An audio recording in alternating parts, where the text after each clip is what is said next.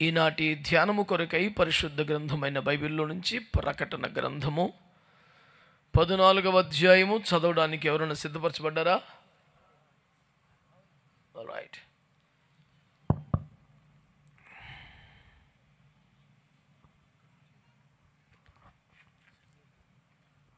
ప్రకటన గ్రంథము 14వ అధ్యాయం 1 నుండి 5 వచనాలు చక్కగా తేటగా చదివి వినిపించండి. మరియు నేను చూడగా, ఇదిగో ఆ గొర్రెపిల్ల సియోను పర్వతం మీద నిలబడి ఉండెను. ఆయన నామమును ఆయన తండ్రి నామమును నొసళ్ళ యందు లిఖింపబడి ఉండుట 144,000 మంది ఆయనతో కూడా ఉండిరి. మరియు విస్తారమైన జలముల ధ్వనితోనూ గొప్ప ఉరుము ధ్వనితోనూ సమానమైన ఒక శబ్దము పరలోకము నుండి రాగా వింటిని. నేను వినిన ఆ శబ్దము వీణెలు వాయించుచున్న వైణికుల నాదము పోలినది. వారు సింహాసనం ఎదుటను ఆ 4 జీవుల ఎదుటను పెద్దల ఎదుటను ఒక క్రొత్త కీర్తన పాడుచున్నారు. భూలోకములో నుండి కొనుపోబడిన ఆ 144,000 మంది తప్ప మరి ఎవరునూ ఆ కీర్తన నేర్చుకొనజాలరు. వీరు స్త్రీ సాంగత్యమును అపవిత్రతలు కానివారును స్త్రీ సాంగత్యము ఎరుగని వారునై ఉండి గొర్రెపిల్ల ఎక్కడికి పోవునో అక్కడికెల్లా ఆయనను వెంబడింతురు. వీరు దేవుని కొరకును గొర్రెపిల్ల కొరకును ప్రథమ ఫలముగా ఉండుటకై మనుషులలో నుండి కొనిపోబడిన వారు. వీరి నోట ఏ అబద్ధమును కనబడలేదు. వీరు అనింద్యులు.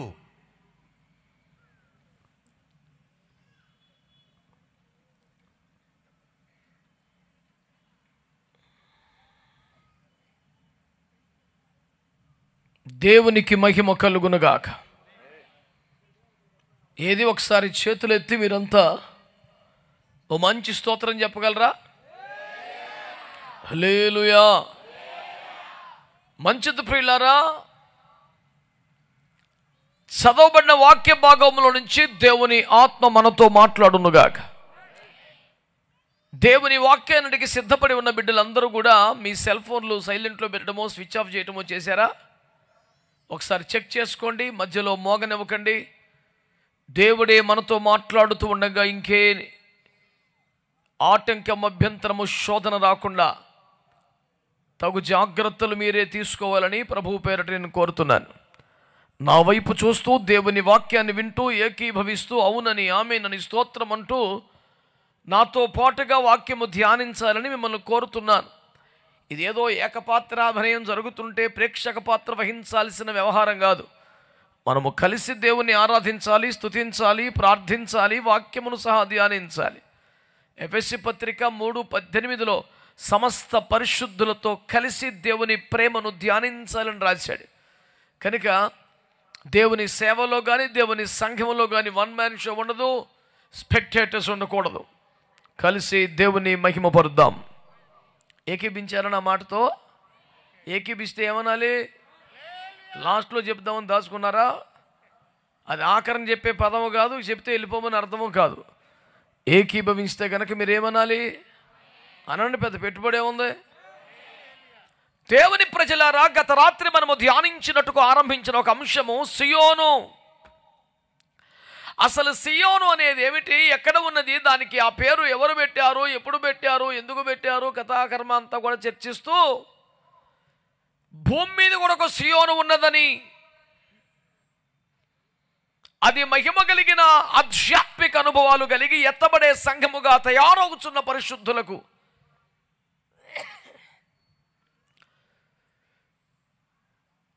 ఉన్నతమైన ఉపదేశము కలిగి సమర్పణ కలిగి భక్తి కలిగి అభిషేకము కలిగి రెండవ రాకడకు సిద్ధపరుచున్న పరిశుద్ధుల గుంపుకు సంఘానికి సమూహానికి సియోను అని పేరు పెట్టబడిందని దేవుడు వారిని ఎంతగానో ప్రేమించాడు, ఘనపరిచాడు, హెచ్చించాడు. మందలకు గోపురముగా, ప్రాకారముగా, పర్వతముగా, శిఖరముగా చేశాడు. అయితే అట్టి క్రైస్తవులు, అట్టి జనం, అట్టి దేవుని ప్రజలు గర్వించిన వారై, అహంకారముతో నిండిన వారై, అలంకార ప్రియులై, ఆహారముతో మత్తులో పడిన వారై, దేవుని కోపానికి పాత్రులై తృణీకరించబడ్డ వారయ్యారని పాడై బీడై నాశనమయ్యారని. అయినా ఇశ్రాయేలులో పెద్దలు సంఘము దేవుని కాళ్ళ మీద పడి కన్నీరు గర్చి పశ్చాత్తపడి ప్రార్థన చేస్తే దేవుడు తన దహించు ఆత్మను పంపి వారిని ప్రక్షాళన చేసి మరలా తాను వచ్చి నివసించగలిగిన పూర్వ వైభవాన్ని సియోనుకు తెచ్చిపెట్టాడని మనము వాక్యాలు ధ్యానం చేశాం. ఆ వాక్యానికి స్పందనగా ప్రభువా, మా గర్వమును, మా అహంకారమును, అలంకార ప్రియత్వాన్ని, ఆహార దాసత్వాన్ని విడిచిపెడుతున్నాము, కనికరించండి. ఆనాటి ఆ ప్రజల మీదకు పంపిన దహించు ఆత్మనే మా మీదకి పంపండి, మమ్మల్ని కూడా ప్రక్షాళన చేయండి, తిరిగి మాలో నివసించడం ద్వారా మరలా మమ్మను పూర్వవైభవానికి, ఆదిమ సంఘ అనుభవాలకి తీసుకురండి అంటూ ప్రార్థనల ద్వారా గత రాత్రి దేవునికి సమర్పించుకున్నాం. దానికి కొనసాగింపుగానే ఈ ధ్యానం ఇప్పుడు మనము చేయుచున్నాం. నిన్న రాని వారికి, ఎగ్గొట్టిన వారికి, వచ్చినా మర్చిపోయే మహాత్ముల కొరకు ఈ 4 మాటలు మరలా పునశ్చర చేయవలసి వచ్చింది. విన్నవారికి, గుర్తొచ్చిన వారికి, లింక్ ఫెయిల్ అవ్వకుండా సరిగ్గా ఉన్నవారికి నేను వందనాలు చెబుతున్నాను. మీరు కూడా చెప్తారా?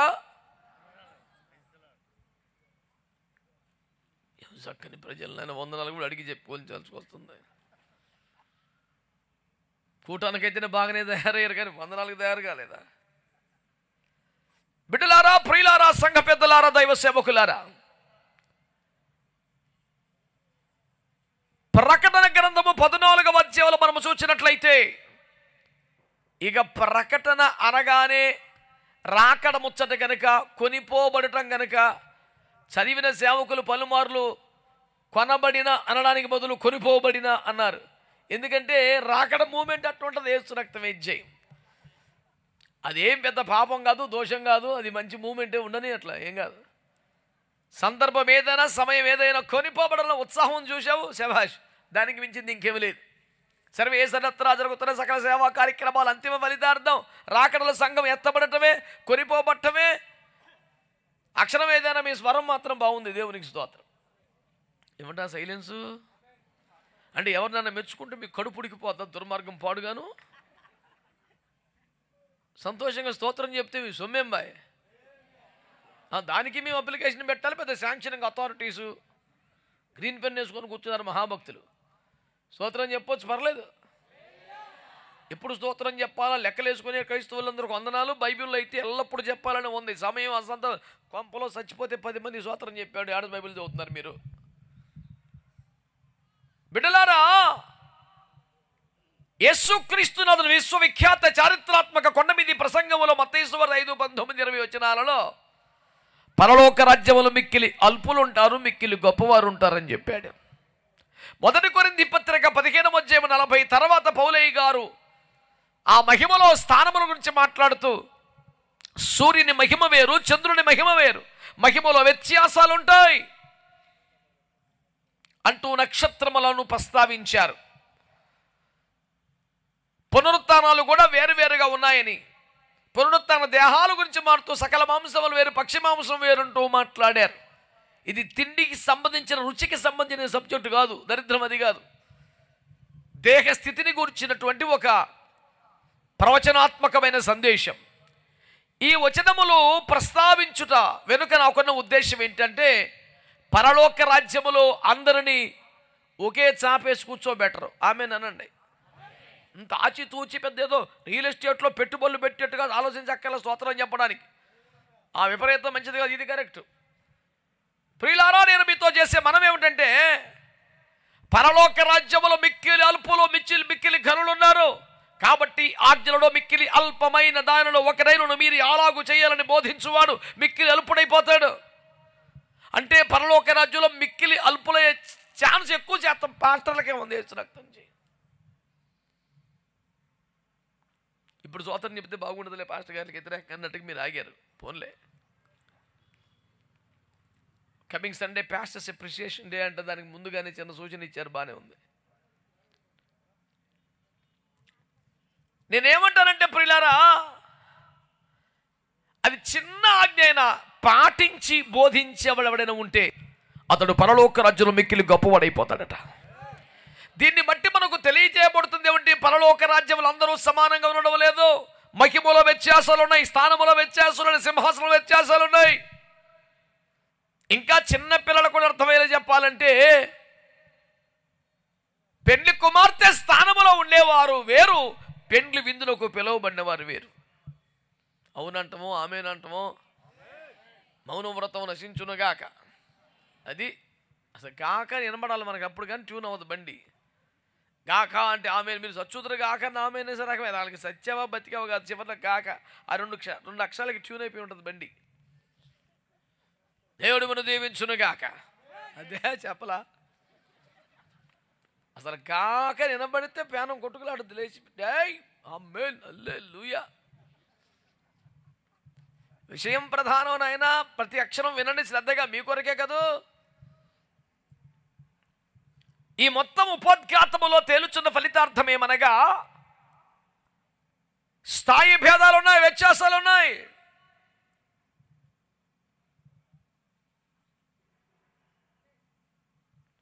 ఒక్కసారి ఎంట్రీ ఇస్తే చాలే, ఇక దేవునికి స్తోత్రం. కొత్త బిడ్డలు కూడా అర్థం అవడానికి అంటాను, పరలోకానికి వెళ్ళిన తర్వాత కూడా వినండి భాష, పరలోకానికి వెళ్ళిన తర్వాత కూడా ఎక్కడో ఎక్కడో ఎక్కడో ఎక్కడో సుదూర తీరాల్లో కనిపిస్తున్న కాంతి పుంజం వెలుగు దివ్వ, అదిగదిగదిగదిగో ఆ వెలుగుతున్న ప్రదీపమే యేసు అని చెప్పుకుంటే ఎందుకు సుఖం ఏంటి? అక్కడికి వెళ్ళాక కూడా ఎక్కడో ఎక్కడో అబ్బెబ్బెబ్బెబ్బే, కొరడాతో కొట్టబడిన వీపులు చూచి ప్రతి ఒక్క గాయమును ముద్దాడేదు. దగ్గరికి ఎవలేసినాథుని పట్టుకొని చూచి తాకి ముద్దాడి, ఆ అనుభవం ఇప్పుడు ఎలాగో లేదు, అక్కడైనా లేకపోతే ఇకబోయర్లో కానీ పోయి సుఖమేంట్రా నాయన. కొంత బ్యాచ్ ఎట్లా ఉంటుందంటే నరకం తప్పితే చాలు. మొన్న ఒకడు అడిగాడు నన్ను, అన్నా మన రేపు పొద్దున ఆడికి వెళ్తే మనకు జీవవృక్ష ఫలం పెడతారు, నీ టార్గెట్ మండిపోను, ఆడికి వెళ్ళిన కూటమి ఇదేనా? యేసయ్యని కనులారా చూడాలని, ఆ మహిమకరమైన ఆరాధనలో పాలు పొందాలి. నేను కూడా ఆ తేజోమూర్తులతో కలిసి దేవుని ఇలాంటి అందమైన కళ్ళేమి లేవాడికి, ఆడికి వెళ్ళాక ఏం పెడతారు? జీవవృక్ష ఫలమా పెడతారా, మన్నా పెడతారు, ఏం పెడతారు? ఏదో పెడతారు లేరా? ఆనంద్ ఈ బాగు, నీ టార్గెట్ మండిపోను. ఎప్పుడు అదే మూమెంటు. పాటలు అద్భుతంగా ఉన్న, సంగీతం అద్భుతంగా ఉన్న, వాయిద్యాలు అద్భుతంగా ఉన్న, ఆరాధన అద్భుతంగా ఉన్న, ప్రసంగం మహిమకరంగా ఉన్న, ప్రార్థనలు శక్తివంతంగా ఉన్న, భోజనం అమాయకంగా ఉంటే ఆడు కోటలు చండాలంగా ఉందని చెప్తాడు బయటికి వెళ్ళి. ఎందుకంటే వాడు కడుపై కైలాసం బ్యాచి, తిండి బ్యాచి అది.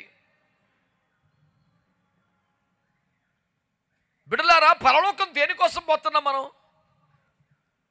ఆ ప్రభుని చూడాలని, కన్నులారా చూడాలని. యోహాను పత్రికలో యోహాను అంటాడు కదా, ఇక మీదట ఏమి జరుగులో నాకు ప్రత్యక్షపరచబడలేదు, కానీ ఇంతవరకు నాకు కలిగిన ప్రత్యక్షతలను బట్టి అయితే మనం ఆయనను కలుసుకొనగానే ఆయన్ను ఉన్నట్టుగానే చూతము కనుక ఆయన వల్లే మారిపోతాం. స్తోత్రం చెప్పొచ్చు కదా. ఆయన కన్నులారా చూస్తాం, ఉన్నట్టుగానే చూస్తాం, ఆయన వల్లే మారిపోతాం, ఆయన ముద్దాడుతాం, ఆయన హత్తుకుంటాం, ఆయనతో పాటు ఉంటాం, సదాకాలం ఆయనతో జీవిస్తాం. భక్తుల భావనలు ఇవి. ఏం తింటామో అనేది కాదు నాయన, నా మీద పడి ఎడతాడు మళ్ళీ ఒక్కొక్కడిని తిండి మండిపోనంటే. మరి ఆడకపోయిన టార్గెట్ అదేనా? అవన్నీ ఎవరికి? నీకోసం కాదా? ఇది కోత ఒక సమయం పాట గుర్తుందా మీకు? కొత్త వచ్చిన అన్ని మర్చిపోతున్నారు రా బాబు. అందులో ఒక లైన్ నాకు ఎంత ఇష్టమో, యజమాని నిధులని నిలువాయనే అని. రెండోసారి, యజమాని నిధులని నీకే కదా, ఇది కోతకు సమయం.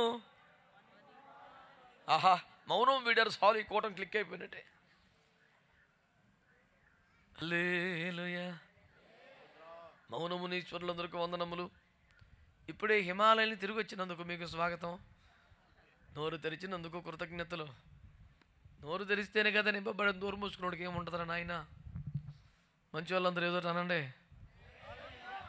ఆహా, మీరు గొంతులు సవరించుకున్నందుకై, మీ నాలుకలు తడబడకుండా స్పందించినందుకై, పెదవులు నాట్యం ఆడుచున్నందుకే మేము సంతోషించుచున్నాం. మహాభక్తులారా మీకు ప్రణామములు. బా సంతోషించారు. బిడ్డలారా, దేవుని వాక్యాన్ని వినండి. వాక్యమే ఉంటుంది. పరలోక రాజ్యములు అంతా సమానం కాదు. ఈ చివరికి ఆ చివరికి సాపేసి కూర్చోబెట్టి అందరికీ పైవారి కింద వారికి సాంబారన్నం పెట్టిన మూమెంట్ కాదట. మహిమలో వ్యత్యాసాలున్నాయి, స్థాయి భేదాలున్నాయి. ఆది అపోస్తలులకి నాకు ఒకే కుర్చీ వేస్తాడని నేను అడ్డగోలు పిచ్చి పిచ్చికి వెళ్ళగంటలా. నాకంత బతుకు స్థాయి లేదని నేను ఎరుగుదును. కానీ మొత్తానికి ఉంటుంది గ్యారంటీగా పొజిషన్, అయితే డౌట్ లేదు, అసలు డౌటే లేదు.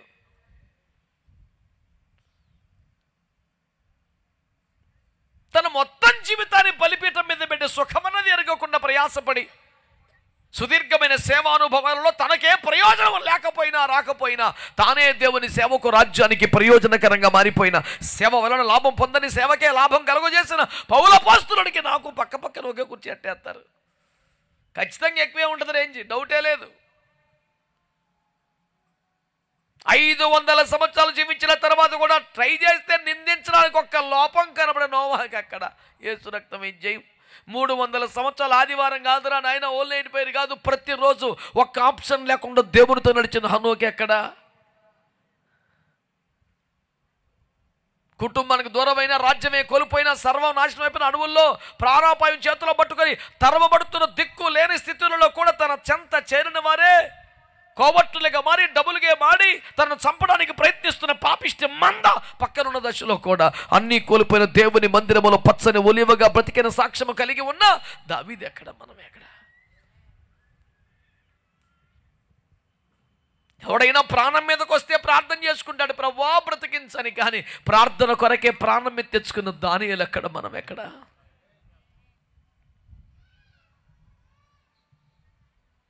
ప్రాణమా పరిశుద్ధత అంటే ఖచ్చితంగా ప్రాణం అనే వాళ్ళు ఉన్నారు.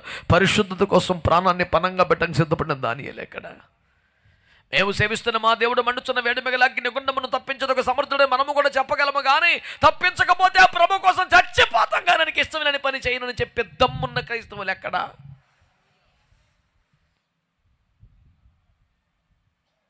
చెదిరిపోయిన వారందరూ సువార్తను ప్రకటించిన వాక్యాలు చూస్తే ఆదిమ సంఘ క్రైస్తవులని, వారి కుటుంబాలు చెదిరిపోయినాయి, గృహాలు పోగొట్టుకున్న, ఆస్తులు పోయినాయి, జీవనోపాధి పోయింది, చెట్టుకొకరు పుట్టకొకరయ్యారు, చల్లా చెదరైపోయారు, కానీ వాళ్ళ భక్తి చెదరల, విశ్వాసం చెదరల, సువార్త ప్రకటన, దైవ రాజ్య స్థాపన గురి చెదరల. ఎక్కడో అక్కడ సంఘాలు కట్టేశారు. యేసు రక్తమే జయం. మహిమలో వ్యత్యాసాలు ఉంటాయి, అది న్యాయం. అది 100కి 100 మార్కులు తెచ్చినోడికి 35 స్టాంపు కొట్టించుకున్నోడికి ఒకే సన్మానం చేస్తే అన్యాయం అయితే అది న్యాయం కాదు. సర్వశక్తుడు అన్యాయము చేయుట అసంభవాల జరగదు. వాని క్రియలను బట్టి ఉంటుంది ఖచ్చితంగా. కృపలో కొట్టుకుపోదాం, ప్రేమలో కొట్టుకుపోదాం, ఏం చేసినా పర్వాలేదు, యేసు రక్తమే చేయమంటే మొత్తం సెట్ అయిపోద్దులండి. పాపిష్టి ఆశలతో ఎవడైనా బతికితే దెబ్బతింటాడు సుమా. పరలోక రాజ్య ప్రవేశం ఒక ఎత్తు, పరలోక రాజ్యములో ఓ స్థానమును మహిమను పొందుట మరొకెత్తని ఇన్ని వాక్యముల ద్వారా మనం నిర్ధారించుకొనగలుగుతున్నాం. అయితే ఈ పరలోకానికే ప్రత్యేకమైనటువంటి సర్వోత్తమ స్థాయిలో ఉన్నటువంటి యేసునాథుని సింహాసన స్థావరమైనటువంటి సియోను కొండను గురించి ప్రకటన 14 తెట్టకి తెలియచేస్తుంది.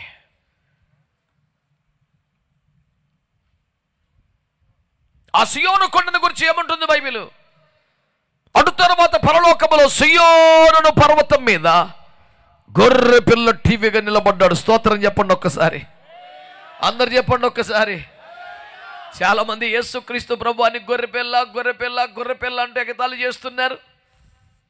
తల ఉంచుకొని పోతున్నందుక, కొడితే ఎదురు తిరగలేదు కనుకనా, గట్టిగా అవసరమైతే చంపేయగలవు కనుకనా, గట్టి పరకలు తినా దానికి ఏం పెద్ద మ్యాటర్ ఉంటుందనా?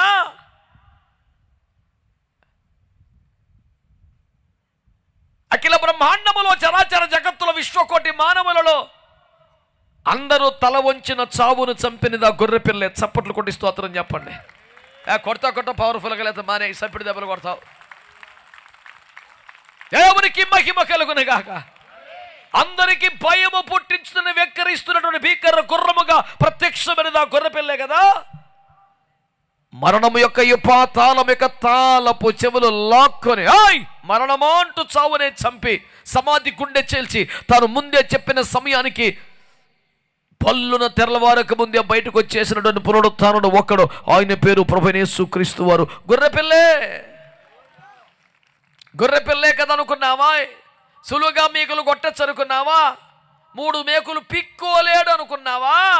ఇప్పటికీ అంటున్నావా? అట్లయితే సమాధి గుండె ఎవరు చీల్చారు? నువ్వా, నీ స్నేహితుడా? మరణము యొక్క బలము గలవ నశింపజేసిన వాడు ఎవరు? ఎవరైనా మత పెద్దలా? ఇవన్నీ చేస్తున్న వాడు ఒక్కడు.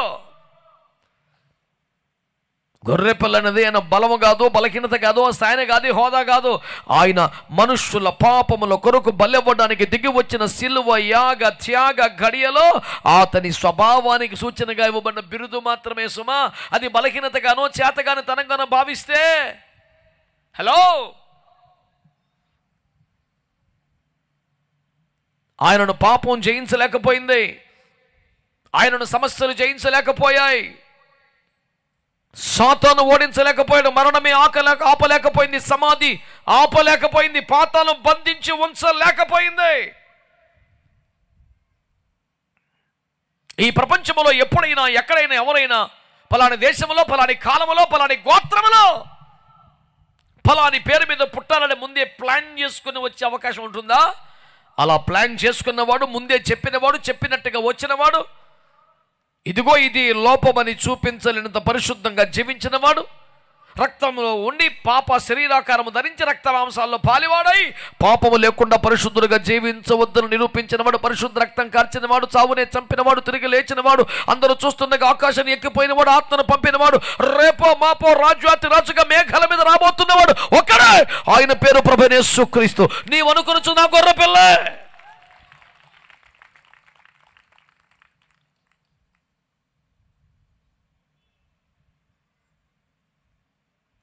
ఈయన శరీరమును బట్టి యుద్ధంలో పుట్టాడు, కానీ సర్వాధికారి అయిన దేవుడయుండి నిరంతరము స్తోత్రార్హుడై ఉన్నాడని యేసుని గురించి పౌలు అపోస్తలుడు ప్రస్తుతిస్తున్నాడు.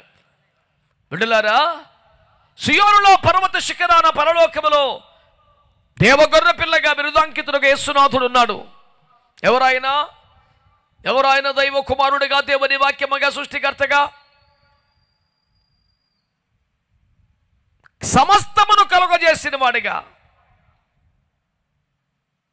అన్నింటికీ కారణభూతుడిగా, ఆది సంభూతుడిగా వ్యవహరించినటువంటి యేసుక్రీస్తుని గురించి రాసిన మాట. ఇక ఆయన ఎలాగో శిఖర సమానమే ఉండి ఆయన గురించి గొప్పగా చెప్పడమే ఉంది, కొత్తగాను మామూలే చెప్పడం అది కాదు.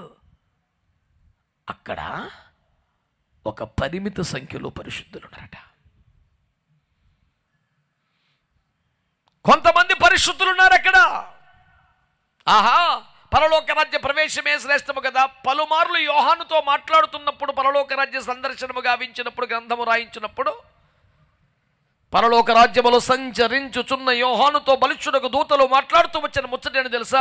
మరి ఒక ఎత్తైన కొండ, మరి ఒక ఎత్తైన పర్వతం, పరలోక రాజ్యములోకి ఎత్తబడిన తర్వాత, కొనిపోబడ్డ తర్వాత సంచారం చేస్తుండగా ఆ పరలోకములోనూ ఇంకా ఎత్తైన కొండలు చాలా ఉన్నాయట.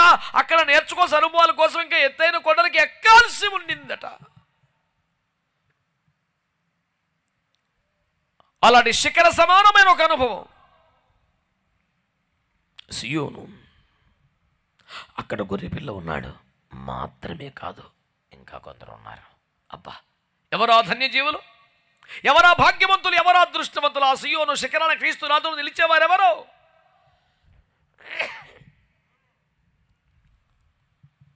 అనే ఆసక్తి కలిగించిన అంశాన్ని మనము చూస్తే, ఆ సియోను శిఖరాన యేసునాథునితో గొర్రెపిల్లతో పరలోకములో సర్వోత్తమ స్థానములో సర్వోన్నతమైన స్థితిలో ఉన్నటువంటి ఆ వ్యక్తులకు కొన్ని లక్షణాలు, విశేషాలు ఆపాదించబడ్డాయి. ఎక్కడ మీరు చూసారా? అందులో ఒకటి తెలుసా బిడ్డలారా, వారు భూలోకము నుండి ఆయా జాతులు, వంశాలు, ప్రజల నుంచి కొనబడిన వారట. అందరు చెప్పన్నమాట, కొనబడిన వారు. రెండవది, ప్రథమ ఫలముగా ఉండడానికి కొనబడిన వారు. బిడ్డలారా, మీరు గమనిస్తున్నారో లేదో? మూడో మాటగా, గొర్రె పిల్ల ఎక్కడికి పోవును అక్కడికి ఎల్ల ఎక్కిపోయేవారు. దేవుని బిడ్డలారా, వారట ఏ అబద్ధము నోటన ఎప్పుడూ కలిగి ఉండలేదట. అంతేనా, వారు ముద్రించబడిన వారట. అంతేనా, వారు స్త్రీ సాంగత్యమన అపవిత్రులు కాలేదట. అంతేనా, వారు కొనిపోబడిన వారై, స్తోత్రం చెప్పండి, కొత్త పాట ఒకటి పాడుతూ ఉంటారట. స్తోత్రం చెప్పండి, హల్లెలూయా. బిడ్డలారా, అక్కడ మీరు చదువుకునే వరుస క్రమంలో కాకుండా అసలు మనకు జరిగే వరుస క్రమంలో ఆ 7 మాటలు చెప్పాను మీకు నేను. ఎందుకంటే అక్కడ రాయబడ్డ మొదటి మాట ముద్రింపబడిన వారని, కానీ మనకు జరిగే మొదటిది కొనబడటం. మొట్టమొదటి మనం ముద్రించబడం. మనము దేవుని కొరకు ఆయన రక్తమిచ్చి ప్రాణమిచ్చి ఎవరైతే కొనబడుతున్నారో వారి జాబితాలో మొదటి వారు. స్తోత్రం చెప్పండి ఒక్కసారి. హల్లెలూయా. మీరందరూ స్వరమెత్తి నాకు జవాబు చెప్పాల్సింది ఏంటంటే, యేసు రక్తముతో మీరు కొనబడ్డారా ఇంకా లేదా?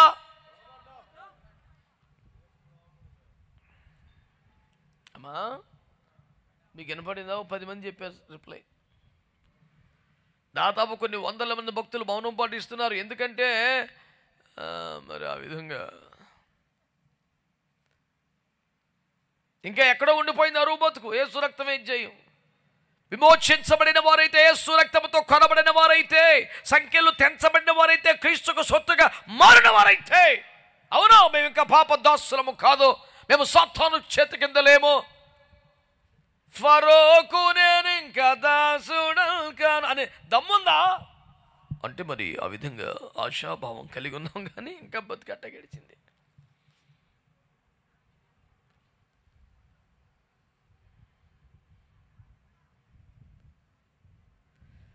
రైల్వే స్టేషన్లో మనం ఎక్కాల్సిన బండి అప్పటికే సుదీర్ఘమైన ఆలస్యమై వేచి ఉన్న తర్వాత పలాని నెంబరు, పలాని ట్రైన్, పలాని ప్లాట్ఫామ్ మీదకి వచ్చును అంటాడు. అనుకున్నలోపు వచ్చునని ఆశించడమైనది అంటే మొత్తం పాల పొంగు మీద నిలజల్లినట్టుగా సర్వనాశనం అయిపోయాయి. ఈ పూట మీకు దృష్టికి తీసుకొస్తున్న మాట విన్నారా బిడ్డలారా? రోమపత్రిక 6:17-18 మనం పాపమును విమోచించబడి నీతికి దాసులమైతిమి అన్నాడు. ఒకప్పుడు పాపమునకు దాసులుగా ఉండిన అవయవములు ఇప్పుడు నీతికి దాసులుగా మారిపోవాలన్నాడు. కొన్నాడా, విమోచించాడా, వెల చెల్లించేశాడా, ఇంకా దానికి నువ్వు బానిసము కాదు కదా. ఇప్పుడు చెప్పు, పాపములోంచి కొనబడితే పాపానికి నీ మీద అధికారం లేదుగా, ఏలుబడి లేదుగా, ప్రభుత్వం లేదుగా, ప్రభువులోకి వచ్చినట్టేగా, పెత్తనం ప్రభుదేగా, స్వతంత్రుడివేగా, విమోచించబడ్డవాడివేగా, మరి ఇంకెందుకు శరీరానుసారమైన ప్రవర్తన ఉన్నది? మీరు శరీరానుసారముగా ప్రవర్తించుటకు మీరు శరీరమునకు రుణస్థులు కాదని చెప్పాడు కదా. 8, 12, 13 రామపత్రికలో పౌలు గారు అడిగిందలు ఇవ్వడానికి శరీరానికైనా బాకీ ఉన్నావా? ఎప్పుడో తీరిపోయింది బాకీ, పామన నోరు మెప్పించి కూర్చోబెట్ట అని చెప్పాడుగా. ఈ పూట వింటున్న దేవుని బిడ్డలారా, మీరు యేసు క్రీస్తు రక్తంతో కొనబడ్డారా లేదా? విమోచించబడ్డారా లేదా? నువ్వు 10 రూపాయల వస్తువు కొన్నావనుకో, డబ్బులు ఇచ్చాక వస్తువును ఆ దుకాణంలో వదిలేసి వస్తావా? ఇంకా మనలో చాలామంది వస్తువు చేతిలో పెడితే తప్ప 10 రూపాయలు అడిగి ఇచ్చేసి ఏం లేదు. అమ్మా నువ్వు పైసలు ఇచ్చినాక నేను ఏం చేయాలో ముందు చేతులు పెట్టు. యేసయ్య నీ కొరకు వెల చెల్లించాడా లేదా? గట్టిగా ఎంత చెల్లించాడు? ప్రాణాన్ని ఇచ్చాడు, రక్తాన్ని ఇచ్చాడు. తన రక్తం పెట్టుకున్నాడు మనల్ని. మరి వెల చెల్లించిన తర్వాత కూడా ఇంకా అవతలే ఉండాల్సిన కర్మేముంది? ఇంకా ఊడిగించేసే దరిద్రం ఉంది, ఇంకా బానిసలుగా బతికాల్సిన దరిద్రం ఏముంది? రాయ్ ఎంతకాలం ఏలుబడి చేసావు. మోషే ఏమన్నాడు? నీ ముఖం నాకు చూపించకండి అంతకని గట్టిగా మళ్ళీ నీ ముఖం చూడను కరెక్ట్గా అని చెప్పావు, చూసుకుందామని బయటకు వచ్చేసాడు. కాసేపు మగవాళ్ళు అంటాడు, కొంచెం ఆడపిల్లలు అంటాడు, కొంతమంది పిల్లలు వదిలేయమంటాడు, కొంచెం గేదెలు వదిలేయమంటాడు, గొర్రెలు వదిలేమంటాడు. ఏంటి నువ్వు చెప్పేది? విను శ్రద్ధగా, అల్టిమేటం విను. ఒక్క డెక్క కూడా విడవబడదు, మొత్తం వెళ్ళిపోతున్నామని చెప్పాడు. దేవునికి స్తోత్రం కలుగునుగాక. హల్లెలూయా. ఐగుప్తు దాటితే స్తోత్రం చెప్పండి గట్టిగా. హల్లెలూయా. ఎర్ర సముద్రాన్ని కూడా దాటేస్తే హల్లెలూయా. ఆడెవడైనా రాగలడా యువతలకి? ఫరో గారు తన సర్వసైనికాన్ని మధ్యలో చావాల్సిందే పోని సిగ్గు తప్పినోడు ఎవడన్నా యువతలోడు వెళ్ళగలడా? మూచేశారు సముద్రం. స్తోత్రం చెప్పండి.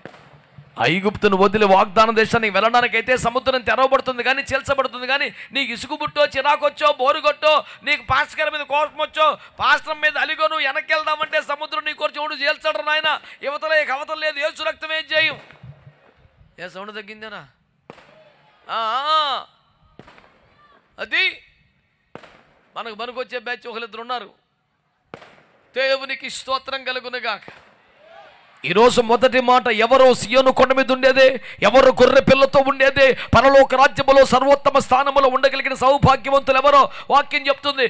ఎవరైతే లోకములో నుండి, ఆయా భాషలు, ఆయా ప్రాంతములు, ఆయా తెగల నుండి యేసుక్రీస్తు రక్తమిచ్చి ప్రాణమిచ్చి ఎవరైతే కొన్నాడో, కొన్నబడిన వారంతా, యేసుకు సొత్తైన వారంతా, యేసుకు స్వాస్థ్యమైన వారంతా తమ మూలాలు ఇంకా పాపంలో లేకుండా, లోకములో లేకుండా, ఐగుప్తులో లేకుండా అన్ని ఓడబెరకు వచ్చిన వారు ఉన్నారో, కొనబడిన వారంతా అక్కడ ఉన్నారు. ఆమేనండి.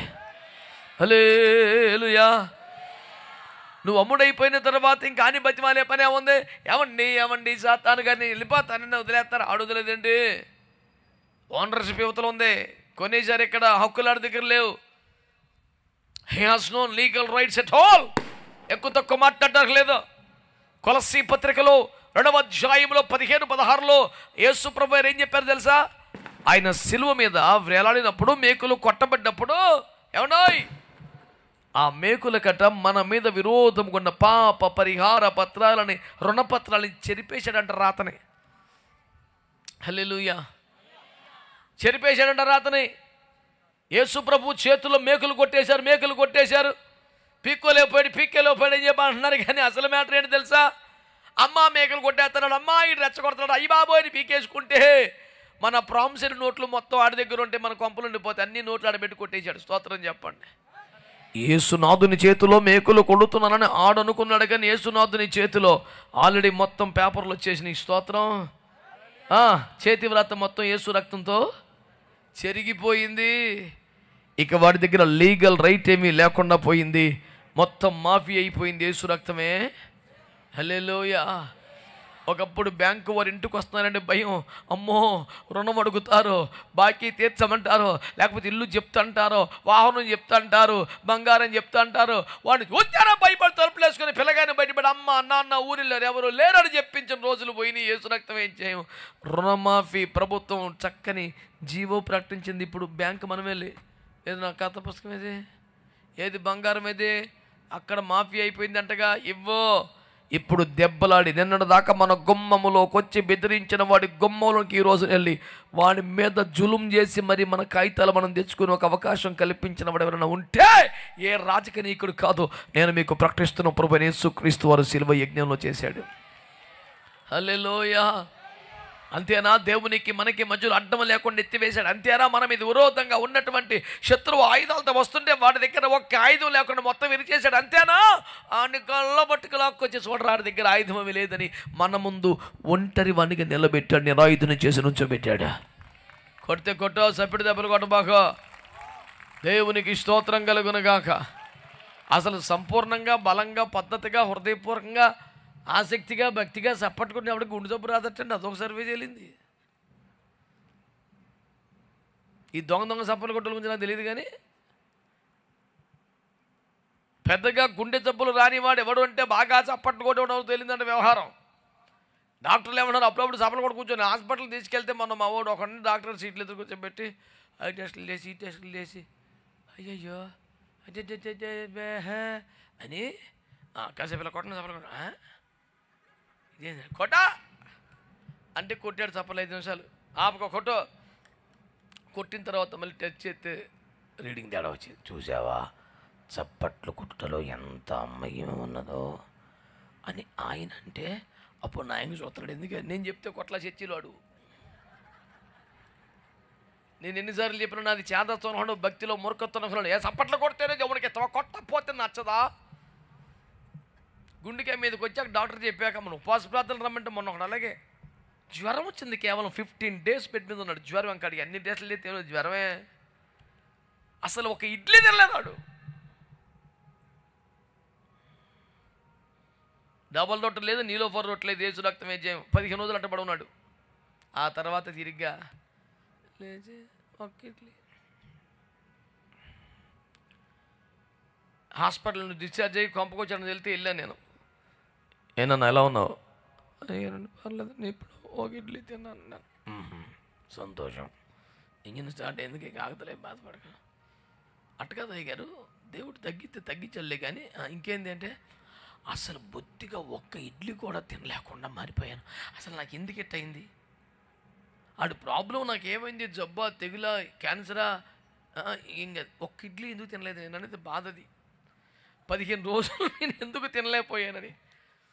ఇక నేనేమో డాక్టర్ నాకేమో చదువు ఉందా పోడా, నేనేం చెప్పను అడిగి. ఇక నాకున్నదల్లా చదివింది బైబిల్ ఒకటేగా. నేను అడిగి చెప్పా, అట్టు కాదు నాన్న, ఈ సంవత్సరంలో ఒక్క శుక్రవారం ఒక్క శనివారం కూడా ఉపవాస ప్రార్థన రాలేదుగా అన్నాను. రాలేదన్నాడు. ఇక బాకీ తీర్చాడు లేచి ప్రభు. అరే అట్లుంటుందా? ఉన్నది కదరా నువ్వే రుజువు. అట్లుంటుందని మళ్ళీ నన్ను అడుగుతారు. రేపు ఆదివారం నువ్వు చెప్పాల్సిన సాక్ష్యం ఏది? నేను ఉపవాసం కూడా లెగ్గొట్టా, 15 రోజుల వరుసగా బాకీ తీర్చేసాడు.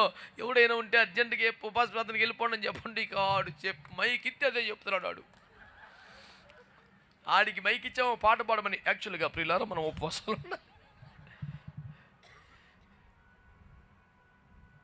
అడ్డగోలుగా మాంసాలు తినబాకండి, శాకాహారం తినండి, కుదురుగా ఉండండి. నేను చెప్తాను. వీడు వచ్చి మా తిండి మీద పడతాడు. ఎప్పుడు ఇదే సావుని నన్ను తిట్టుకుస్తారు. హాస్పిటల్కి వెళ్తే మీరు ఇక మాంసం తినొద్దంటే, ఈనాడు శాకాహారం తిన్న మా మామి కూడా తిన్నాడు. 5 సంవత్సరాలు శాకాహారం తిన్నాడు. చిచ్చే ఇది మనం తింటాంరా, ఈ గడ్డి అయిందిరా అన్న పెద్ద మనిషి పద్ధతిగా ఉప్పు కారాలు లేకుండా తిన్నాడు. ఎప్పటికైనా డాక్టర్ చెప్పి తింటాడు సార్ ఎవడైనా? నేను చెప్తాడు శాదస్తు పోడు అనవసరం వాడు. బైబిల్ ఇంకా పుచ్చట ఎప్పుడు తిండి మీద పడతాడు ఎవడేడు? ఎన్నో చక్కటి సంగతులు ఉన్నాయి. ఏంటి చక్కటి సంగతులు?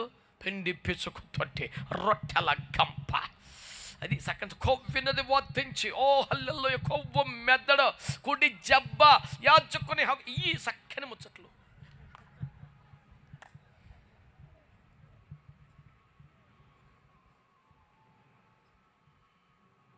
ఎట తగలబడ్డారా తిండి?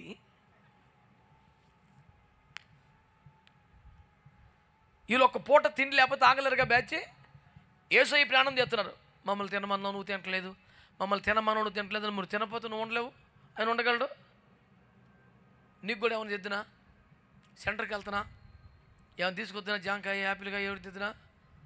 మీకు తెలియని వేరొక ఆరు నాకు కలదాం. అమ్మ ఎవరో బిర్యానీ ఇచ్చి ఉంటారు. అందుకే మనం సెంటర్కి పోయి టిఫిన్ చేయమన్నాడు. ఆయనకి బిర్యానీ ఉంది అని ఒకటి వెళ్ళకుండా కాపు కాచాడు. అసలు ఈయన ఏం తింటాడు చూద్దామని. ఏం తింటలా. ప్రభువు మమ్మల్ని తినమంటివి నీవు తినకుంటివి, ఏమీ మర్వమంటే నాకు వేరొక. అదే ఆ వేరొక ఆహారం ఏంటి? It must be revealed on public demand.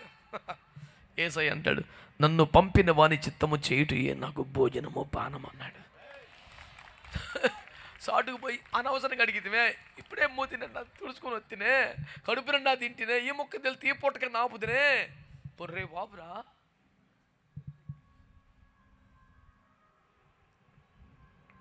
మీరు కొనబడ్డారా లేదా? ఇంకా అక్కడే ఉన్నారా?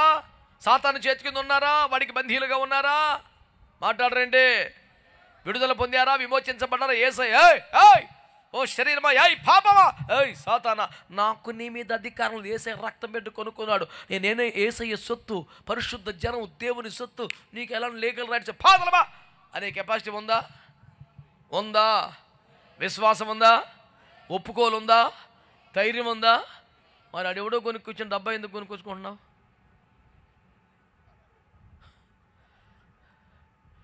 నీకు అంత ధైర్యం ఉంటే గుడ్డమొక్క ఏం తెచ్చుకుంటున్నావు? వెళ్ళి గుడ్డమొక్క. అరే క్యా చల్ రే బేటా? యేసయ్య చెల్లించిన వెల సాలేదా? యేసయ్య వాక్యం సాలేదా? యేసయ్య మాట మీద నమ్మకం కుదరలేదా? మంత్రించిన పోన్లే, ప్రార్థించిన నూనె, శాతపడి చేసిన గుడ్డ అన్నారు జనం, బయట పరువు పోతుంది. మరి సంఘములు ఎవరైనా బలహీనులుగా ఉంటే సంఘ పెద్దలు వెళ్ళి ప్రార్థన చేయవలసి వస్తే ప్రార్థించు నూనె రాయమన్న వాక్యం నాకు తెలుసు. అది సంఘ పెద్దలకు చెప్పబడిన ఒక సూచన, విశ్వాసపు హేతు. ఏ దైవజనుని సేవ హోమితో కబులు డబ్బా పెట్టకమని దేవుడు చెప్పలా. అసలు రోగుల కోసం ప్రార్థన చేయమని చెప్పలేదు రామా. ఇక్కడ మీరు రోగులను స్వస్థపరచుడి అన్నాడు. హీల్ ద సిక్ అన్నాడు. He never said pray for the sick. Can you show me a single reference in that? Heal the sick. ఇంకేమన్నాడు మార్కు 16:10లో? రోగుల మీద చేతులు, just lay your hands on sick they will be recovered, not just healing man. రోగుల మీద చేతులు ఉంచితే చాలు రికవరీ అయిపోతారు, స్వస్థే కాదు. రోగులను స్వస్థపరచుడి, దయ్యముల వెళ్ళగొట్టుడి, కుష్ఠరోగులు శుద్ధులు చేయుడి, చనిపోయిన వారు లేపుడి, ప్రార్థన చేయుడి అని ఎవరు చెప్పారు నాయనా? ఒకడు హాస్పిటల్కి వెళ్ళి పేషెంట్ దగ్గర మోకని నెత్తి మీద చేయబెట్టి ప్రార్థన చేస్తాను, మూతికి గట్టి మాస్క్ ఊడిపోయి డాక్టర్ చేసాడు ఇప్పుడు పెట్టి ఉడువురా నువ్వు. ఆక్సిజన్ అయిన పెట్టారుగా, ఇటు పెట్టి అంటే ఎన్ని ఊడిపోయినాయి. డాక్టర్ వచ్చి ఇబ్బులు పెట్టి ఒక్కడేసి ఎవడురా సైతానా నువ్వు దొరికే పెట్టాలి, సావు కొడతాకు వచ్చావా? ఈ సావు అంతా గదిలో చావాలరా కొంపలో. పేషెంట్ మీద ప్రతి వ్యాధిని ఈడు రాకపోతే ఇంకో వారం బతుకున్నాడు, ఈడొచ్చి 3 రోజులు సాగు కొట్టాడు. ఈ పోరాటం, ఈ తిప్పలు, ఈ ప్రార్థన, ఈ పోరాటం ఇదంతా నీ గదిలో చావాలా? పేషెంట్ దగ్గర జస్ట్ యు లే your hands on them in Jesus name they will be recovered. లేనిపోని షో అంతా రోడ్డు మీద చేసి పరువు తీస్తున్నావు కదరా నువ్వు.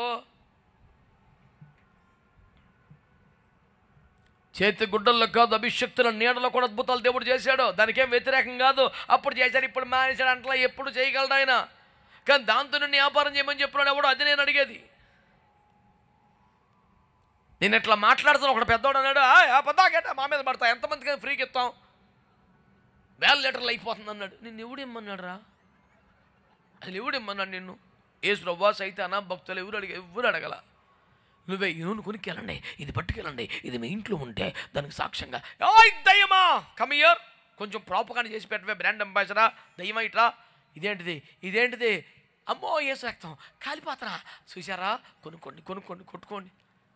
ఈ వ్యాపారానికి అది బ్రాండ్ అంబాసిడర్లు ఇద్దరు ఒక బ్యాచ్.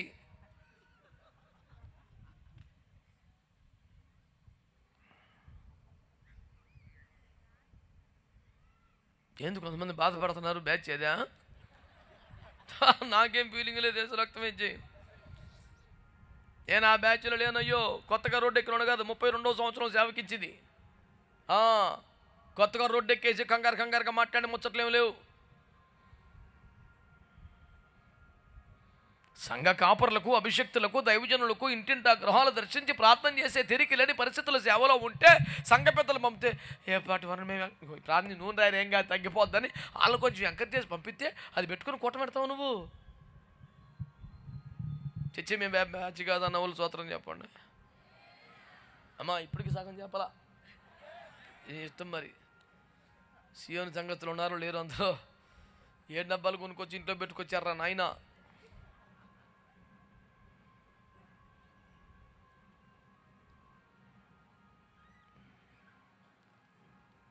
కొనబడిన వారు ఆమేనండి. ఇంకా అవతలు లేం, మనం కొనేశాడు. అక్కడ మొత్తం బంధకాలు తెంపలే, మొత్తం క్యాన్సిల్ చేసేసాడు. యువతలకు వచ్చేసాం, ఏసు రక్తమే ఇచ్చేయం. గాడిదని విప్పుకొచ్చామన్నాడు ఏసు ప్రభు. విప్పు మన కొంచెం వాళ్ళని బెత్తలాడంటే కొంచెం హెచ్చరించాలి, ఏమీ లేదు, ఇప్పుకొచ్చాయి. ఆడొచ్చాడు, ఏం పట్టుకెళ్ళిపోతున్నాండి అంటే అది మా ప్రభు.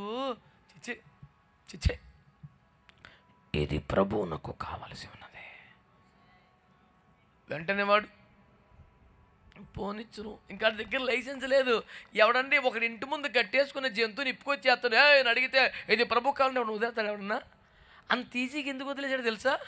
అది ఆడిది కాదు కనుక, 2 దొంగిలించి కట్టుకున్నాడు కనుక, 3 ఓనర్ గారే పంపాడు కనుక, 4 ఎక్కువ మాట్లాడితే పేనానికి వేస్తారు కనుక, పట్టుకెళ్ళి దండం పెడతాను, నన్ను లాక్కెళ్ళి అందులో వెళ్ళి సంతోషం తీసుకెళ్ళో. హల్లెలూయా. వెళ్ళ చెల్లించారు నాన్న, ఇంకా పిచ్చేసారు లేవు అక్కడ 100 అక్కడ. ఈరోజు నాలంటే గర్భకుడు అమాయకుడు ఏ యోగ్యత ప్రత్యేకత లేని మాట సాధన నామూలు అంటే గజగజలు ఆడిపోతున్న కారణం ఏంటని కొనేసాడు. యువతల పార్టీలోకి వచ్చాం, మన స్వరం పెచ్చొచ్చేసింది ఇప్పుడు. హలో, నీకు డౌట్ ఎడితే అలాగుండు, డౌట్ ఏం లేకపోతే గట్టిగా చెప్పు. ఏ గుంపులో ఉన్నావో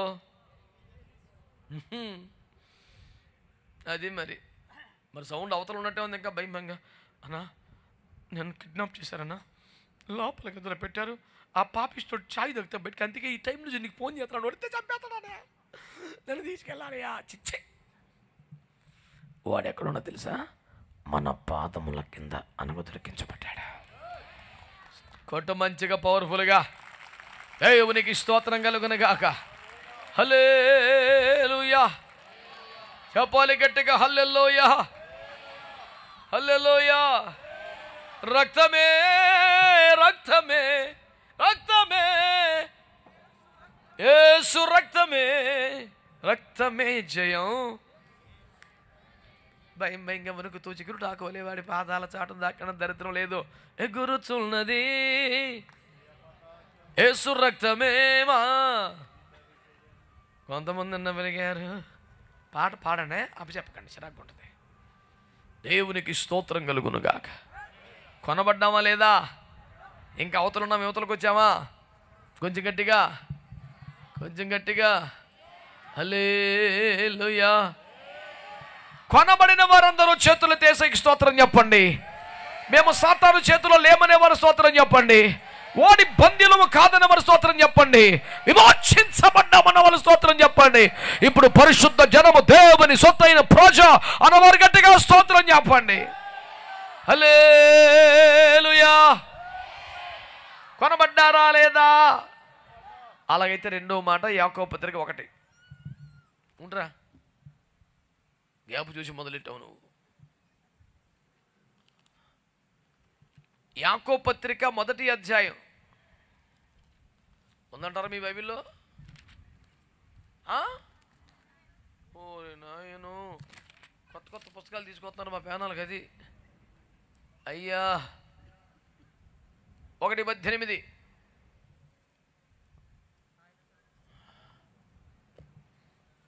యాకోబు 1:18. అయ్యా, ఆయన తాను సృష్టించిన వాటిలో మనము ప్రథమ ఫలముగా ఉండునట్లు సత్యవాక్యము వలన మనలను తన సంకల్పము ప్రకారము కనెను. ఆమేన్ అనండి. ఆమేన్. ప్రథమ ఫలముగా ఎవరు ఉండాలి? చెప్పాలి గట్టిగా.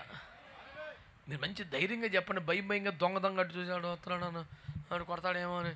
ఎవడు రాడు? ఆడు ఎక్కడ ఉన్నాడు? కాళ్ళ కింద. నన్ను ఒకడు అన్న, నీవు పద్దాక ఆడి జోలికి వెళ్తున్నాడు, అందుకని నేను ఏదో చేస్తున్నాను, నీకు వెళ్ళి బోల్డ్ బాధలు. నేను ఆడు జోలికి వెళ్ళను, ఆడు నా జోలికి రాను. నేను చూసేమంత బాగున్నాను అన్నాడు ఒకడు. నేను అన్నాను, మరి మీ ఇద్దరి మధ్యలో అంత అండర్స్టాండింగ్ నాకు ఉండదురా అని చెప్పాను.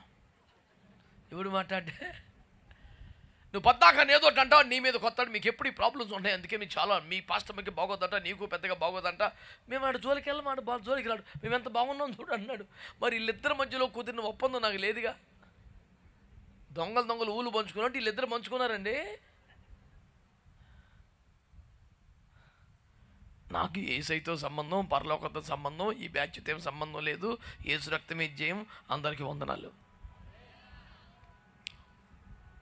ఓన్లీ వందనాలు చెప్తాను నల్లుడు చెప్పారు. కొనబడ్డామా ఇంకా లేదా? ఆమేన్. రెండవదట, ఎందుకు కొనబడ్డామో తెలుసా మనమండి? ప్రథమ ఫలముగా ఉండడానికి. అనండి గట్టిగా హల్లెలూయా.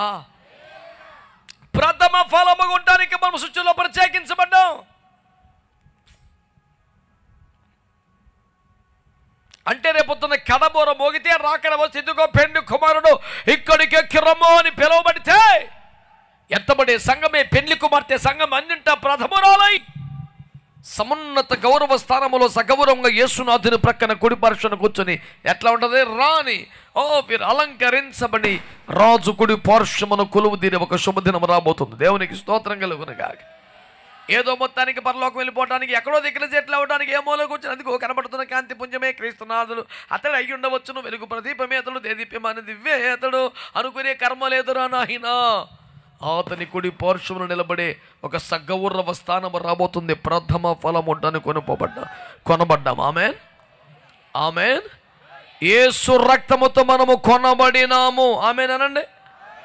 ఈ విషయాన్ని మీరు అందరు నమ్ముతున్నారా? ఇప్పుడు మీరు కొనబడిన వారా కాదా? ఇప్పుడు కొనబడిన వారు ఎవరు అంటే ఏం చెప్తారు? గట్టిగా గట్టిగా, ఇంకా పవర్ఫుల్గా. అది అది అది అది రెండో ప్రశ్న, ప్రథమ ఫలములు ఎవరు? సౌండ్ తగ్గిందే అంటే యాక్చువల్గా నేనేను నాకు తెలుసుకొని ఇంకా ఏం ఫలించలేదు కానీ మరి ఫలించమరి పరువు పోతుంది. పొందేశామంటున్నావుగా ఆత్మ. ఏది ఫలం? ఏది? ఎదురు వెనకాల గుద్దేస్తాకేనా? పొందా కనిపెట్టాల్సిందే, ఆత్మను పొందాల్సిందే, భాషలో మాట్లాడాల్సిందే.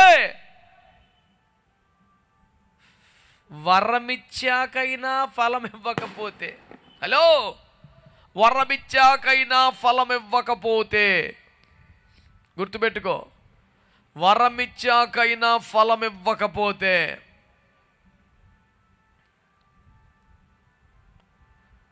ఏం చేస్తాడంట? నరకబడి అగ్నిలో వేయబడతావు. ఫలించాలి, ఫలించకపోతే ఇంకా ఆప్షన్ లేదు, నరకబడి అగ్నిలో వేయబడతావు అంతే. ఇదిగో ఈ పూట దేవుని వాక్యం నీతో మాట్లాడుతున్న సత్యం విను. ప్రభు తన మాటను బట్టి నీకు తెలియజేస్తుంది ఏంటంటే కొనబడిన వ్యక్తివి నీవే. రెండో, ప్రథమ ఫలముగా ఉండాల్సింది నీవే. బోర మోగితే ఎత్తబడేది నీవే. విమోచించబడిన వారే, భూలోకను కొనబడిన వారే, పెండ్లి కుమార్తె సంఘమే. ఆ ప్రథమ ఫలము స్థానం మనదే. కనుక ఇప్పుడు నా ప్రశ్నకి ఆన్సర్ చెప్పండి. కొనబడిన వారెవరు? కొంచెం గట్టిగా. ప్రథమ ఫలం ఎవరు? అది ఆ సౌండ్ అట్టు పెట్టుకో. ఏమాత్రం రాజీ పడబాకు, తగ్గబాకు. దేవునికి స్తోత్రం కలుగును గాక. అతక్కడ రాయబడి లిస్టులో 3వ మాట చెప్తారు. ఎల్లో ఉన్న స్పెషాలిటీ మేము విమోచించబడ్డాం, కొనబడ్డాం, బాగుపడ్డాం, హల్లెలూయా అనకుండా గొర్రె పిల్ల ఎక్కడికి పోవునో అక్కడికి ఎల్లో వెళ్తున్నారంట. అందరు చెప్పండి. ఎక్కడికి గొర్రె పిల్ల ఎక్కడికి పోవును అక్కడికి ఎలా వెళుతున్నారు? దేవుని బిడ్డలారా, ఈ క్వాలిటీ నాలో ఉందని చెప్పగలిగిన వారి మీలో ఎందరు?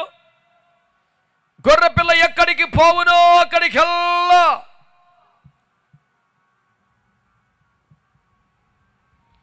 గొర్రె పిల్ల రూట్ మీకు చెప్తాను, వినండి ఒకసారి. ఆయన దేవునితో సమానునిగా ఉండే ఒక సౌభాగ్య స్థానంలో ఉండేవారట. అక్కడ స్టార్ట్ చేసి జర్నీ ఏం చేశారట? మనుష్యుని పోలికగా పుట్టారు. నెంబర్ 1 దాసునిగా. నెంబర్ 3 రిక్తునిగా. నెంబర్ 4 సిలువ మరణం పొందినంతగా. నెంబర్ 5 పాతాళలోకములోనికి మరణ వేదనలు భరించేవాడిగా. ఇంకా తగ్గటాకేముంది? దేవునితో సమానునిగా ఉండుట విడిచిపెట్టకూడని భాగ్యమని ఎంచుకోనలేదు. కానీ మనుష్యుని పోలికగా పుట్టి దాసుని స్వరూపం ధరించుకుని రిక్తునిగా చేసుకుని శిలువ మరణం పొందునగా తగ్గించుకుని మరణంలోనికి వెళ్ళి మరణ వేదనలు భరించాడు. ఇంకా తగ్గడానికి పాతాళం దాకా దిగిపోయాడు రా బాబు. ఎక్కడి నుంచి? అత్యున్నత మహిమలో నుంచి. ఆయన రూట్ ఏంటి తెలుసా? తగ్గింపు. ఆయన రూట్ ఏంటి తెలుసా? వదులుకోవడం. ఆయన రూట్ ఏంటి తెలుసా? ఇచ్చేయడం. మన రూట్ ఏంటి తెలుసా? పొందేయడం. హల్లెలూయా. సాక్ష్యం చెప్పురా బాబు అంటే మొదలెట్టుగా మరి ప్రభు కృపలో అండి. మేము ప్రభులోకి వచ్చినప్పుడు ఇప్పటిదాకా ఎన్నో పొందుకున్నామండి. ప్రభు మమ్మల్ని ఎంతగానో ఆశీర్వదించారండి. సూపర్ అండి. మరి ప్రభు కోసం ఏమైనా వదులుకున్నారండి? ఎందుకు వదులుకుంటామండి? వదులుకోవాల్సి వస్తే ప్రభునే వదిలేసుకుంటాం కానండి. మేమంతా పొందుకునే బ్యాచ్ అండి. ఆ భక్తులు ఆయన వేలం వేరంటే నాకు కొద్దిగా అన్నాడంటే ఏంటది తెలీదు. వేలం వేరంటే నాకు కొద్దిగా అంటున్నావు కదా, ఏంటది? ఏమో నాకేం తెలుసు. తినేదా, తాగేదా, రాసుకునేదా, పూసుకునేదా, వేసుకునేదా తెలియదు అడిగి. చేయి చాపేశాడంటే ఏదన్నా ఆశ అంతే, పెడతానంటే ఆశ. పొందుకోవటం తప్ప భక్తులు ఇంకేమీ తెలియదు. ప్రభు మమ్మల్ని ఎంతగానో దీవించారండి, మాకు అది ఇచ్చారండి, ఇది ఇచ్చారండి. సర్లేరా, నువ్వేమి ఇచ్చావు? ఏమీ లేదు. ఏమీ లేదు. ఏమో నాలో లేదు. ఏమీ లేదు. ఏమేమి వగలనే ఇంక ఎన్ని స్కేల్స్ మార్చినా అరిచినా ఇవ్వలేదని చెప్తాయి కదా. ఎందుకంత సోకి ఇంకా వదిలేసి. సమయం ఇచ్చావా? మొదటి ప్రాధాన్యత ఇచ్చావా? మహిమనిచ్చావా? మొదటి స్థానం ఇచ్చావు. ఏమిచ్చావు యేసయ్యకి? బిడ్డలారా, ఈ మాటలు మంచిగా వినండి. యేసయ్యా ఎవడోయ్? యేసయ్య తండ్రి వద్ద నుండి వచ్చాడు. మళ్ళీ తండ్రి వద్దకు వెళ్ళటాక రూట్ ఏంటి తెలుసా? తగ్గింపు, రిక్తుడు, శ్రమలు పడటం, బాధలు అనుభవించటం, బాగా తగ్గించుకోవటం, మళ్ళీ మహిమకి వెళ్ళటం. ఇది ప్రభువారి రూటుది. ఏమన్నారు? గొర్రె పిల్ల ఎక్కడికి పోవును అక్కడికి వెళ్ళవారు కూడా వస్తారు. ఆమేనండి. హల్లెలూయా. ధన్యతల కొండ మీదకి వచ్చిన జనం ఉపదేశ కొండ మీద లేరే? రొట్టె చేపలు పంచిపెట్టిన కోటములు అంతమంది గెత్సేమన్లో లేరే? ఏమండి, జన సమూహాలు సభలకు వచ్చారు, రొట్టె చేపలు తిన్నారు, అద్భుతాలు పొందుకున్నారు. గెత్సేమని ప్రార్థనకు వచ్చేసరికి కేవలం 12 మందిలో 9 మంది బయట ఉన్నారు, 3 లోపలికి వచ్చారు. కల్వరి కొండకు వచ్చేప్పటికి మరీ ఒక్కడే వచ్చాడు. ఏరి జనం, గొర్రె పిల్ల ఎక్కడికి పోవును అక్కడికి ఏర్రా. స్వస్థత కూటాలకు వచ్చిన జనం, విడుదల కూటాలకు వచ్చిన జనం, ఆశీర్వాద కూటాలకు వచ్చిన జనం, వాగ్దాన కూటాలకు వచ్చిన జనం.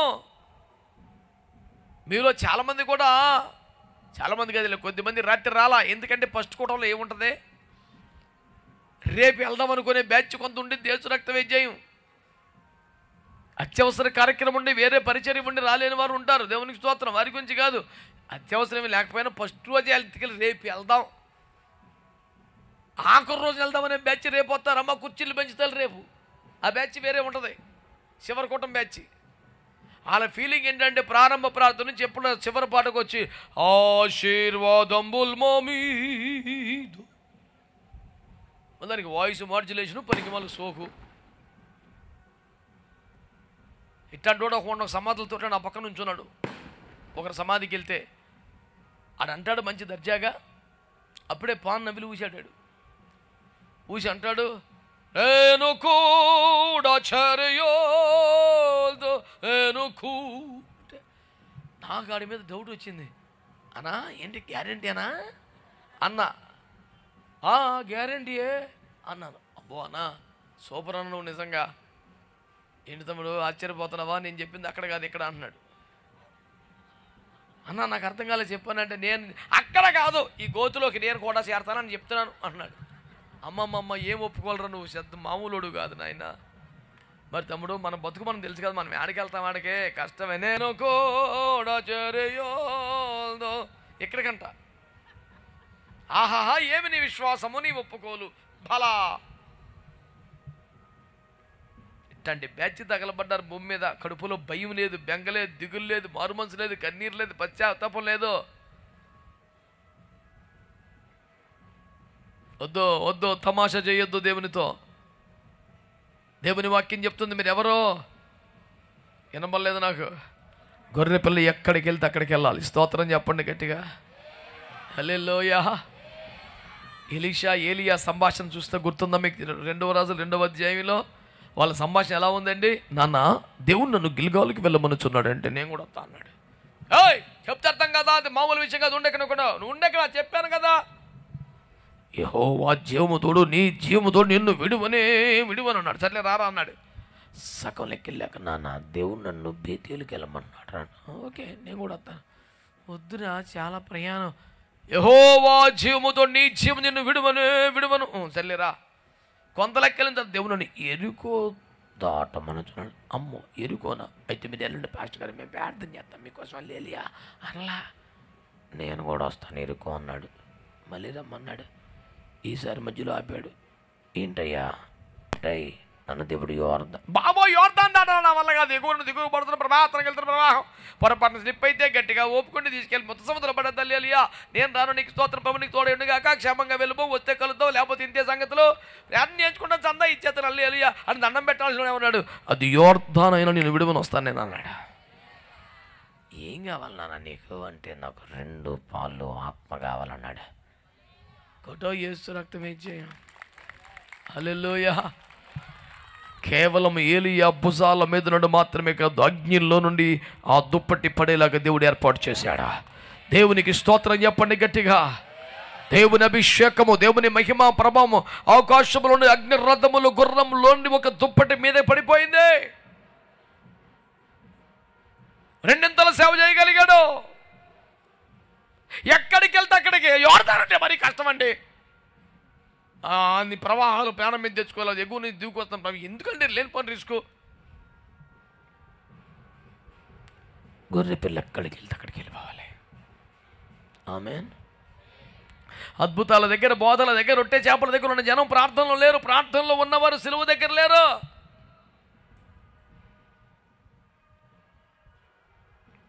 అన్నీ అనుకూలంగా జరుగుతానేనా, మేలుళ్ళు జరిగితేనా? ఇందాక సభలోకి వస్తున్నప్పుడు మీరు పాడుతున్న పాట, నీ మేళ్లకు అలవాటయ్యే నీ పాదములు వదలకుంటూ. చాలా చక్కని పాట. ఆ పాట వచ్చిన కొత్తలో దానికి బ్రాండ్ అంబాసిడర్ కాబట్టి అనేక మందికి పరిచయం చేశాను. పాడగలిగిన ప్రతి వారికి ఫార్వర్డ్ చేశాను. మంచి పాట అబ్బాయి నేర్చుకోండి, కొత్తగా వచ్చిందని అంతగా ముచ్చటపడ్డాను. వారి పాటను, వారి రచనను, వారి శైలిని, వారి రాగాన్ని, గానాన్ని ఆస్వాదించి ఆనందించి అనేకులకు పరిచయం చేసిన వాడిగా నేను ఒక మాట చెప్పాలి. సర్వసాధారణ భక్తులందరి అనుభవాన్ని వారు రాశారు. ఇన్ని మేలులు చేసి ఇంకెక్కడికి వెళ్తాం బాబా, 100% కరెక్ట్, నేనేం కాదంటలా. కాకపోతే నా ఆత్మ కనిపించింది, నీ మేల్లోకి అలవాటు అయ్యే పాదాల మీద ఉన్నావా, అయితే కీడు చేతి వదిలేస్తావుగా. అమ్మబోయ్ అటు వదలను. వెంటనే గుర్తుకొచ్చాడు యోబు గారు, భార్య గారు గుర్తుకొచ్చారు. ఓకే అయ్యా, మేలు కాదు కీడు చేసిన వదిలిపెట్టను బాబయ్య అని సమర్పించుకోవాలనిపించింది. వెంటనే మా సంఘంలో ఏమని పడింది తెలుసా, నీ ప్రేమకు అలవాటయ్యే నీ పాదములు ఇక నీ ప్రేమది, కొట్టినా తిట్టినా శిక్షించిన మేలు ఇచ్చినా కీడు పంపినది నీ ప్రేమని నాకు తెలుసు, నేను నిన్ను వదిలిపెట్టను. దేవునికి స్తోత్రాలు చెప్పండి. గొర్రె పిల్ల ఎక్కడికి పోవును అక్కడికి వెళ్ళా. ఆమేనండి. ఆయన ప్రతి దినం మానక మందిరానికి వెళ్ళారా లేదా, మాట్లాడండి. సువార్తను ప్రకటించారా లేదా, సంఘాన్ని శుద్ధీకరించారా లేదా, ఉపవాస ప్రార్థనలు చేశారా లేదా, పరిశుద్ధ జీవితం కాపాడుకున్నారా లేదా, పాపాన్ని ఖండించారా లేదా, అదే సమయంలో పాపుల్ని ప్రేమించారా లేదా, మరణంలోనికి వెళ్ళారా లేదా, వేదనలు భరించారా లేదా, చావునే చంపారా లేదా, తిరిగి లేచారా లేదా, మేఘం ఎక్కారా లేదా, పరలోకానికి వెళ్ళారా లేదా, మంద అదే రూటు. ఆయన ఎక్కడికి పోయానో ఆ రూటంతా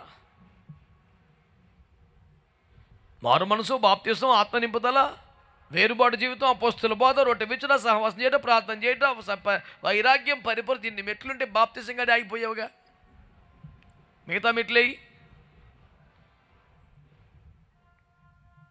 ఒకటి, నువ్వు కొనబడాలి, పూర్తిగా విమోచనలో ఇందులోకి వచ్చేయాలి. రెండో, ప్రథమ ఫలముగా నిలబడాలి.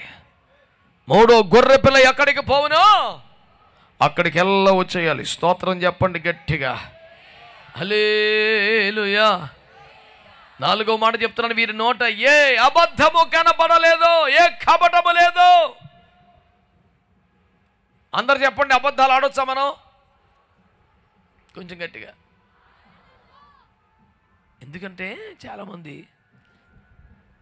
మనమేమి ఆ సియోను శిఖరాన, ఆ శ్రేష్టమైనటువంటి ఆ ఉన్నతమైన సియోన్లో మనకంత రేంజ్ లేదు, మనం ఎలాగో లోకలే కాబట్టి అబద్ధాలు ఆడొచ్చు. అమ్మమ్మమ్మమ్మమ్మ అటుందా, పర్లేదా? ప్రకటన గ్రంథం 21:8 నుంచి రాయబడిన నరకానికి వెళ్ళే లిస్టులో ఫస్ట్ పేరు పిరికోడైతే రెండో పేరు అబద్ధికుడే. నరకానికి వెళ్ళేవారు లిస్టు రాశాడు ప్రకటన 21:8. ఏంటా లిస్టు తెలుసా? మొదటోడి పేరు పిరికోడు, రెండోడు అబద్ధికుడే. ఎవడైనా అబద్ధాలు ఆడితే ఎవడు అగ్ని గుండములో మండు గుండములో వేయబడతాడు. అదే రెండవ మరణం, అదే నరకం.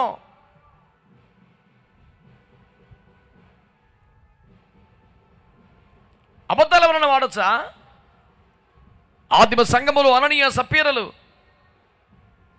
ఈ స్థలం అమ్మితే మొత్తం దేవునికి ఇస్తామని మొక్కుకొని ఎక్కువ అమౌంట్ చూశాక శోధన పుట్టి కంగారు బట్టి ఇద్దరు ఏకీపించి పర్లేదులే అబద్ధం ఆడదాం, మేనేజ్ చేద్దామని చెప్పి కొంత దాచి కొంత తెచ్చి, మీరు మనుషులతో కాదు దేవునితో అబద్ధం ఆడుచున్నారు అనగానే తెచ్చిపోయారే.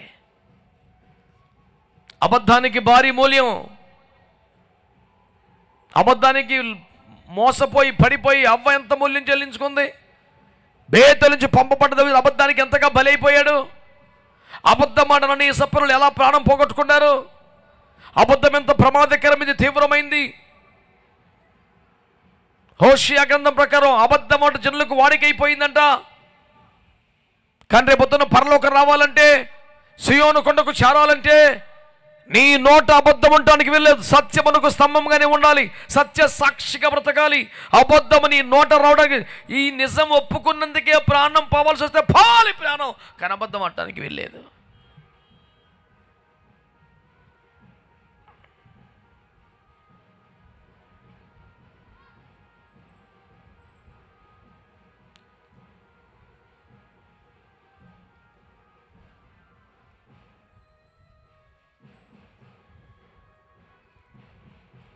దేవుని వాక్యంలో స్పష్టంగా రాయబడింది, సియోను కొండ మీద యేసుతో ఉండగలిగిన సౌభాగ్యం ఎవరిదట? కొనబడిన వారు, ప్రథమ ఫలములుగా బతుకుతున్న వారు, గొర్రె పిల్ల ఎక్కడికి పోవునో అక్కడికి ఎల్ల ప్రభుని వెంబడించగలిగిన వారు, ఏ అబద్ధము నోట కనబడకుండా సత్యమునకు స్తంభములుగా సత్యవర్తనులుగా బతుకుతున్నవారు. మరొక మాట మీకు జ్ఞాపకం చేయాలి. అదేమిటి తెలిసిన? ముద్రించబడిన వారు. 5వ మాట ఏంటి చెప్పాను? ముద్రించబడిన వారు. ఆమె నన్ను గట్టిగా. ఎవరు వాళ్ళు? ముద్రించబడిన వారు. దేవునికి స్తోత్రం కలుగునగాక. ప్రకటన 7వ అధ్యాయంలో కానీ, ప్రకటన 14వ అధ్యాయంలో కానీ, ప్రకటన 9వ అధ్యాయంలో కానీ దేవుని కొరకు ముద్రించబడిన వారే అని ప్రత్యేకమని జాబితా రాశాడు. ఎవరు ముద్రింపబడిన వారు? ఎవరు ముద్రింపబడిన వారు? 2 కేటగిరీలు ఈ పూట మీకు జ్ఞాపకం చేస్తాను. చదివేంత పని లేదు కానీ ఎఫెసీ పత్రిక 1:13 ప్రకారం మీరందరూ ఆత్మచేత ముద్రించబడ్డారని సార్. ఎఫెసీ 1:13. ఎవరు ముద్రించబడ్డవారు? పరిశుద్ధాత్మ చేత నింపబడిన వారు. వారు దేవుని ఆత్మ చేత ముద్రింపబడుతున్నారు. గట్టిగా ఆమేన్ అని చెప్పండి గట్టిగా.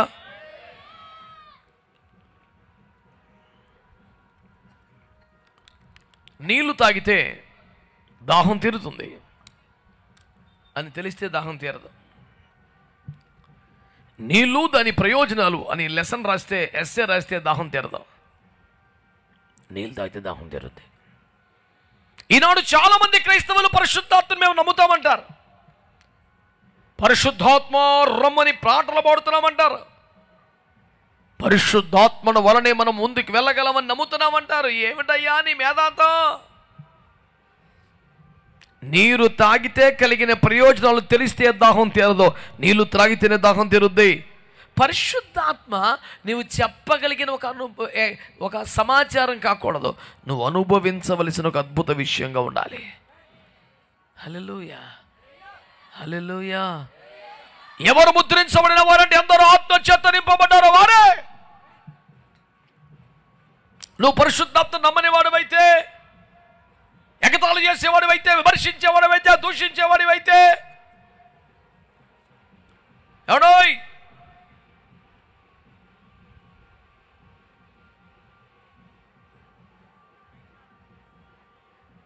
పరిశుద్ధాత్మను నమ్మినా కనిపెట్టని వాడివైతే, కనిపెట్టి ప్రార్థన చేయని వాడివైతే, ఆల్రెడీ నాలో ఉన్నాడు నమ్ముచున్నానని బీరాలు పలికేవాడివైతే నీకు ఆ ముద్ర లేదు, ముద్ర లేదు. అందరూ ఆత్మచేత నింపబడిన వారై ఆ ఆత్మ వారికి వాక్శక్తిని అనుగ్రహించుకుని భాషలు మాట్లాడుతూ ఆత్మచేత ముద్రించబడిన వారిగా మారిపోవాలి. దేవునికి స్తోత్రం కలుగునగాక. ఏదైనా ఒక స్థలములో ఇది హైకోర్టు వారి భూమి ఆక్రమించినచో మీరు శిక్షలను బోర్డు పెడితే ఎవడన్నా అక్కడ పాకేసే దమ్ము చేస్తాడు. ఎంత కబ్జా కోరైనా పోయి హైకోర్టు భూములు ఎందుకు లేని పొందుతాకైనా పొద్దున దూరంగా ఉంటాడు ఎవడైనా. ఇది మిలిటరీ వారి భూమి, అతిక్రమించిన శిక్ష. పోయి మిలిటరీ వాళ్ళు దౌడు పెట్టుకుంటాడు రా, వద్దురా బాబుని అక్కడ కబ్జా పెట్టడో.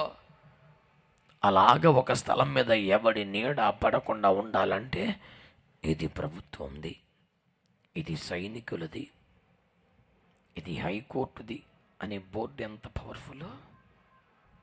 ఒక వ్యక్తి మీద ఇతడు పరలోకపు సొత్తు, ఇతడు దేవుని ఆస్తి అనే బోర్డు ఉంటే సాతానికి వాడి శక్తులకి ఎంత భయం అండి. ఆ బోర్డు ఏంటి తెలుసా? పరిశుద్ధాత్మ చేత ముద్రించబడుతున్నారు. గట్టిగా స్తోత్రం చెప్పండి. ఆత్మ చేత ముద్రించబడిన వారై ఎవరు ముద్రించబడుతున్నారు? ఆత్మను పొందిన వారి. ఆత్మను నమ్మితే చాలదు, నోటితో ఒప్పుకుంటే చాలు. మీరు ఆత్మచేత నింపబడాలి. ముద్రింపబడిన వారే ఆ సియోను కొండ మీద ఉంటారని వాక్యం తెలియచేస్తుంది. అలాగే యెహెజ్కేలు గ్రంథము 9వ అధ్యాయం 4వ వచనములో, యెహెజ్కేలు గ్రంథము 9వ అధ్యాయం 4వ వచనములో ఏమన్నాడో తెలుసా? ఏమన్నాడో తెలుసా?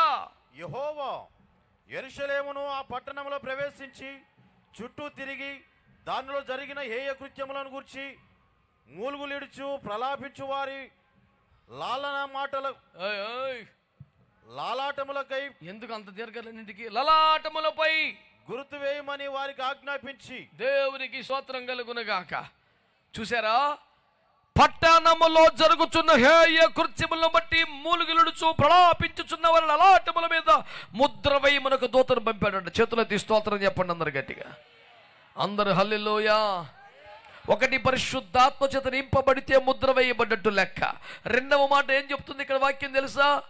పట్టణములో జరుగుతున్న హేయ కృత్యములు బట్టి రోజు రోజుకి పెరిగిపోతున్న వ్యభిచారము, చారత్వము, భయంకరమైనటువంటి రకరకాల పాపములు, వ్యసనములు, అశ్లీలత, అయ్యో మాదక ద్రవ్యాలు, ఎన్నో మత్తు పదార్థాలు, భయంకరమైన పాపాలు భూమి మీద జరుగుతున్నాయి. దోపిడీలు జరుగుతున్నాయి, దొంగతనం జరుగుతుంది, మానభంగాలు జరుగుతున్నాయి, బలాత్కారాలు జరుగుతున్నాయి, హత్యలు జరుగుతున్నాయి, అయ్యో మోసములు జరుగుతున్నాయి. పట్టణములో జరుగుతున్న హేయ కృత్యములు బట్టి ఎవరు చెప్పకపోయినా తనంతట తానే భారమును పొందుకొని తన గదిలోకి పోయి మోకాల మీద పడి, అయ్యా ఇంత ఘోరమైన ప్రమాదములో ఉన్న ప్రజలను కూడా కాపాడండి అయ్యా. సొదొమ నుంచి కూడా కొన్ని ఆత్మలు బయటకు తెచ్చావు, నినివే వారిని కూడా పూర్తిగా మార్చివేసావు. అయ్యో ఈ ప్రజలను మార్చండి ప్రభువా అంటూ పట్టణములో జరుగుతున్న హేయ కృత్యములను బట్టి మూలుగులుడుతూ ప్రలాపించి ప్రార్థనలు చేస్తున్న వారు ఎవరైనా ఉంటే వారి నొసట ముద్ర వేయమని దేవుడు మాట్లాడుతున్నాడా? నువ్వెంత మంచివాడని ఫీల్ అవుతున్నా, గొప్ప సేవకుడిని ఫీల్ అవుతున్నా, నశించిపోతున్న ఆత్మల కొరకు, పేట్రేకపోతున్న పాపాల కొరకు భారము కలిగిన వాడవై దేవుని సన్నిధిలో కన్నీరు గర్చి ప్రార్థన చేసే అనుభవం లేకపోతే, కన్నీటి ప్రార్థన అనుభవం నువ్వు లేకపోతే, ఆత్మల భారం లేకపోతే, రోదనాత్మ లేకపోతే, అంగలోర్పవించ తెలియకపోతే, రే ఈ మొదటి జామున లేచే అనుభవం లేకపోతే, నది ప్రవాహం వలె కన్నీరు కారణించే అనుభవం నీకు లేకపోతే, ఆ రోదన విద్య నీకు లేకపోతే, నీ నొసట ముద్ర లేదు. నువ్వెన్ని మాటలు చెప్పినా పరిశుద్ధాత్మ చేత నింపబడకపోతే ముద్ర లేదు. నువ్వెన్ని ప్రసంగాలు చేసిన కన్నీటి రోదన ఆత్మ లేకపోతే నీ మీద ముద్ర లేదు. ఎవడు పడతాడో చేయడు అక్కడికి. ఎవరో సియోను కొండ మీద ఉంటారు, ఎవరో గొర్రె పిల్ల పక్కన ఉంటారు రేపొద్దున్న. అది పరలోకంలోనే ప్రత్యేకమైన అత్యున్నత స్థానం అనుకున్నామే. రాజ్య ప్రవేశం అంత ఈజీ కాదా సెకండ్ ఎక్కబాకటం అనుకున్నామే. మరి ఎవరున్నారు అక్కడని చూస్తే బైబిల్ వరుసగా మనకు చెప్పేది, ఎవరింకా సాతాను ఏలుబడిలో పాపపు ప్రభుత్వం కింద ధర్మశాస్త్ర కాడి కింద లేరో, ఎవరైతే యేసు రక్తంతో కొనబడ్డారో వాళ్ళందరూ అక్కడికి వస్తున్నారు. రెండవది ప్రథమ ఫలముగా బతుకుతున్నవారు. మూడవది గొర్రెపిల్ల ఎక్కడికి పోవును అక్కడికి వెళ్ళిపోయేవారు. స్తోత్రం చెప్పండి ఒక్కసారి. నాలుగవది ఏ అబద్ధము నోట లేకుండా సత్యవర్తనులుగా బతుకుచున్నవారు. ఐదవది దేవుని బిడ్డలారా ఆత్మచేత ముద్రించబడ్డవారు. దేవుని వాక్యం మనకు తెలియచేస్తుంది. ఇక ఆరో మాట ఇప్పుడు మనం చెప్పాలా, శ్రద్ధగా అందరు వినండి. వారు స్త్రీ సాంగత్యమున అపవిత్రులు కానివారు అనండి. బైబిల్ గ్రంథములో ఎక్కువ మంది క్రైస్తవుల ప్రార్థన చేసుకున్న వచనం ఇది. చాలా శ్రద్ధగా ఈ మాటలు వినాలని అందరినీ కోరుతున్నాను.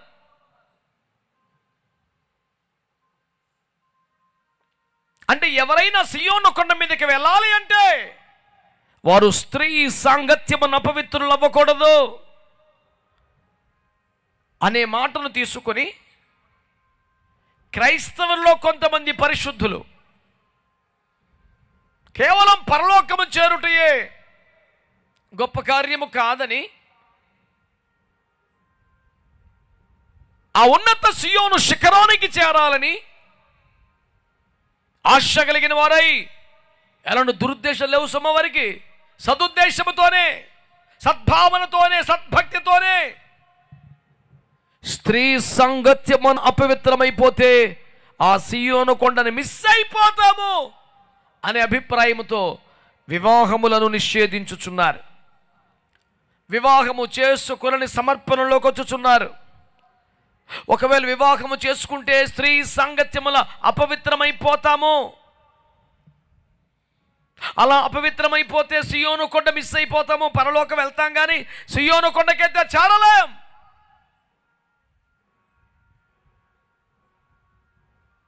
ఈ పాపిష్టి లోకములో పనికి మళ్ళీ దేహములో కొంతకాలం ఓర్చుకుంటే, పవిత్రతని కాపాడుకుంటే ఆ మహిమలోకి వెళ్ళాక యుగ యుగాలు ప్రభుత్వం ఉండొచ్చు కదా. సియోను శిఖరంపై ఉండొచ్చు కదా, అత్యున్నత స్థానంలో ఉండవచ్చు కదా అని వారు భావించుచు ఆశించుచు వివాహము చేసుకుని ప్రతిష్టలో ఉంటున్నారు. వారిని బట్టి దేవునికి స్తోత్రాలు చెల్లిస్తున్నాను. నేను వారిని విమర్శించడమో వారి స్థానమును తక్కువ చేసి మాట్లాడటమో చేయటం లేదు. శిరస్సు నుంచి వారికి గౌరవాన్ని ప్రకటిస్తున్నాను. అయితే ఇంత అమూల్యమైన మహిమ కలిగిన ఈ వచనము కూడా ఇతర అనేక వచనముల వలె అపార్థము చేయబడినది, సగమే అర్థమైనది, సంపూర్ణ అవగాహన నోచుకోలేదు. శ్రద్ధగా వినండి. వివాహ బంధము అపవిత్ర బంధము అయినట్లయితే ఆ పని చేయించినప్పుడు మొదటి దేవుడే. మనం ఏదైనా స్టేట్మెంట్ ఇస్తున్నప్పుడు దేవుని గౌరవానికి ఏమైనా భంగం కలుగుతుందేమో అనే సోయి ఉండాలి కదా. వారు స్త్రీ సాంగత్యమున అపవిత్రులు కాలేదు అనే మాటను బట్టి వివాహాలు చేసుకోకపోతేనే పవిత్రత ఉన్నట్టు వివాహం చేసుకుంటే స్త్రీ పురుషుల దాంపత్యం వలన పవిత్రతను కోల్పోయినట్టే అని చెబితే, మన ఆదాము పవిత్రతను కోల్పోట కారకుడు దేవుడే కదా. దేవుడు అలా చేస్తాడా? దేవుడు చేస్తున్నది వివాహం ఘనమైందని చెప్పాడు కదా, పరిశుద్ధ స్థితిని కాపాడుకున్నట్టుకని చెప్పాడు కదా. 1 కొరింథీ పత్రిక 7:1 పౌలు గారు మాట్లాడుతూ ఏమన్నాడు? మీలో జారత్వము ప్రబలకుండా ప్రతివానికి సొంత భార్య ఉంటే మంచిది, సొంత భర్త ఉంటే మంచిది అన్నాడు. అంటే వివాహ వ్యవస్థ దేనికోసం? జారత్వము జరగకుండా, వ్యభిచారము ప్రబలకుండా, సామాజిక ఆరోగ్యం కోసం, మనిషి వ్యక్తిగత పరిశుద్ధతను కాపాడుకున్న కొరకే ఏర్పరచబడిన వ్యవస్థ అది. You cannot simply make a comment on that without having a proper understanding about the word of God, without receiving a proper teaching from the person who is blessed to divide the word in the right way.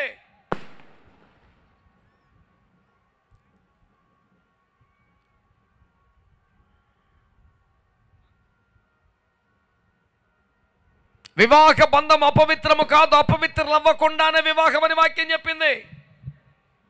అందుకని వివాహాన్ని నిషేధించేవాడిని Bible ఏమని తెలుసా? అబద్ధికుడు, వాత వేయగా మనస్సాక్షి కలిగిన వాడు అన్నాడు. వివాహం చేసుకోవచ్చా చేసుకోవద్దా అది నీ వ్యక్తిగత ఇష్టం. ఎవడైనానో వివాహము చేసుకోకూడదు అనుకుంటే ఓకే, సంతోషం. నీళ్ళు పోకనగలను అనుకుంటే చేసుకోపోతే బెటరే. నేను పరిశుద్ధతను కాపాడుకోగలను, పరిశుద్ధంగా ఉండగలను, ఏమాత్రం అపవిత్రపరచబడిన బలహీనపడిన తలంపుల్లో కూడా బలహీనమవను అని తన పరిశుద్ధతను, వైరాగ్యమును, ప్రతిష్టను నిలుపు కొనగలిగితే వివాహం చేసుకోకపోతే బెటరే.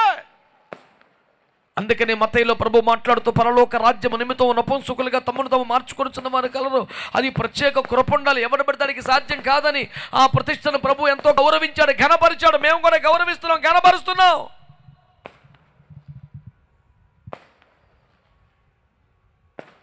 వివాహము చేసుకొనకుండా నేను ఇలా ఉండగలను, నేను నిలుపుకొనగలను అనుకుంటే అది చాలా గొప్ప ప్రతిష్ట, అది మంచి సమర్పణ, దాన్ని తక్కువ అంటలేదు. అది ఎంత మంచి సమర్పణో వివాహం చేసుకోకూడదు అని నిషేధించుట అంత పనికి మెల్ల పాపిష్టి బోధ. It can be your dedication but cannot be your teaching. You can dedicate yourself but you cannot prohibit the marriage. వివాహము చేసుకొనకుండా నిన్ను ప్రతిష్ఠించుకోవచ్చు, కానీ వివాహం నిషేధించకూడదు. అది అపవిత్రతని భావించకూడదు, బోధించకూడదు. దేవుని వాక్యంలో మాటలు రాయబడ్డాయి. వివాహం అన్ని విషయములో ఘనమైనదిగా అనలేదు, ఘనమైనదిగా ఉండవలేను, సంఘాన్ని దాన్ని గౌరవించమని ఆజ్ఞాపించాడు దేవుడు. ఎవరో ఇద్దరు పెళ్లి చేసుకుంటే మేము దాన్ని కనపరచడం ఎందుకు మరి? It has become the command of God to the church to honor the marriage. ఘనమైనదిగా ఉండవలేను అంటే మ్యారేజ్ ఈజ్ అని కాదు, marriage should be. That is the proper interpretation for that. Marriage must be, marriage should be. అందుచేత సంగమ దేవుని ప్రజలారా, వివాహం అనేది పవిత్రమైనది. దేవుని రాజ్య నిర్మాతలను అందించే పరిశుద్ధులను ఉద్భవింపజేసే ఆరోగ్యకరమైన వ్యవస్థ అది. వ్యక్తిగత పరిశుద్ధతను కాపాడుకోవడానికి, పరిశుద్ధులను సమాజానికి అందించడానికి, సమాజంలో పాపం ప్రగలకుండా ఆపడానికి ఏర్పరచబడ్డ పరిశుద్ధ వ్యాసంగం వివాహం. భార్యాభర్తల మధ్య ఉన్న దాంపత్య బంధమంతయు పవిత్రము. దానికి వెలుపట క్రియలు కాదు, చూపులు, ఆలోచనలు కూడా పాపం అని వాక్యం చెబుతోంది. ఈ సన్నటి గీత నీకు అర్థమైతే మాటలు లేకపోతే వదిలే. ఒకడంట మధ్య చిరుగుతున్నాడు కొండలో. ఎంత బాగా చిలిగితే అంత వెన్నొచ్చేతను తెగ చిలికెత్తే కొండ పగిలిపోయిందంట. మజ్జిగా పోయింది, వెన్న పోయింది, రాని చిలుకుడు మండిపోను. నూనె తగ్గితే కూరలు గడ్డిలాగా ఉంటాయని తెగబోసేస్తే కడుపులో తిప్పిస్తావు. ఎంత పోసేస్తే అంత టేస్ట్ రాదు. పద్ధతి, కొలత, విధానం నీకు అర్థమైతే సన్నటి విభజన రేఖ. వివాహము చేసుకోనకుండా నిలుపుకొనగలిగిన నిగ్రహం శక్తితో ప్రతిష్ఠించుకునుట శ్రేష్టమైనది. వివాహం నిషేధించుట పాపిష్టిది. ఈ రెండింటికి తేడా నీకు అర్థం అవ్వాలి. That is why I am telling you again and again, you can dedicate to live without marriage, but you cannot prohibit the marriage and its system. It is the first most institution by God himself. God has ordained that. కంగారు పడేదో మాట్లాడట్లేదు నీకు. అయితే మరి ఇంతకీ ఇప్పుడు మరి వివాహం చేసుకుంటా మరి ఆ మొక్కే చెప్పేది ఇప్పటి నుంచి, ఇందాక నుంచి అది అపవిత్రం కాదు. పవిత్రతను కాపాడుకోవడానికి ఏర్పాటు చేసిన వ్యవస్థ. తెలిస్తే మాట్లాడలేదు, వదిలేయి.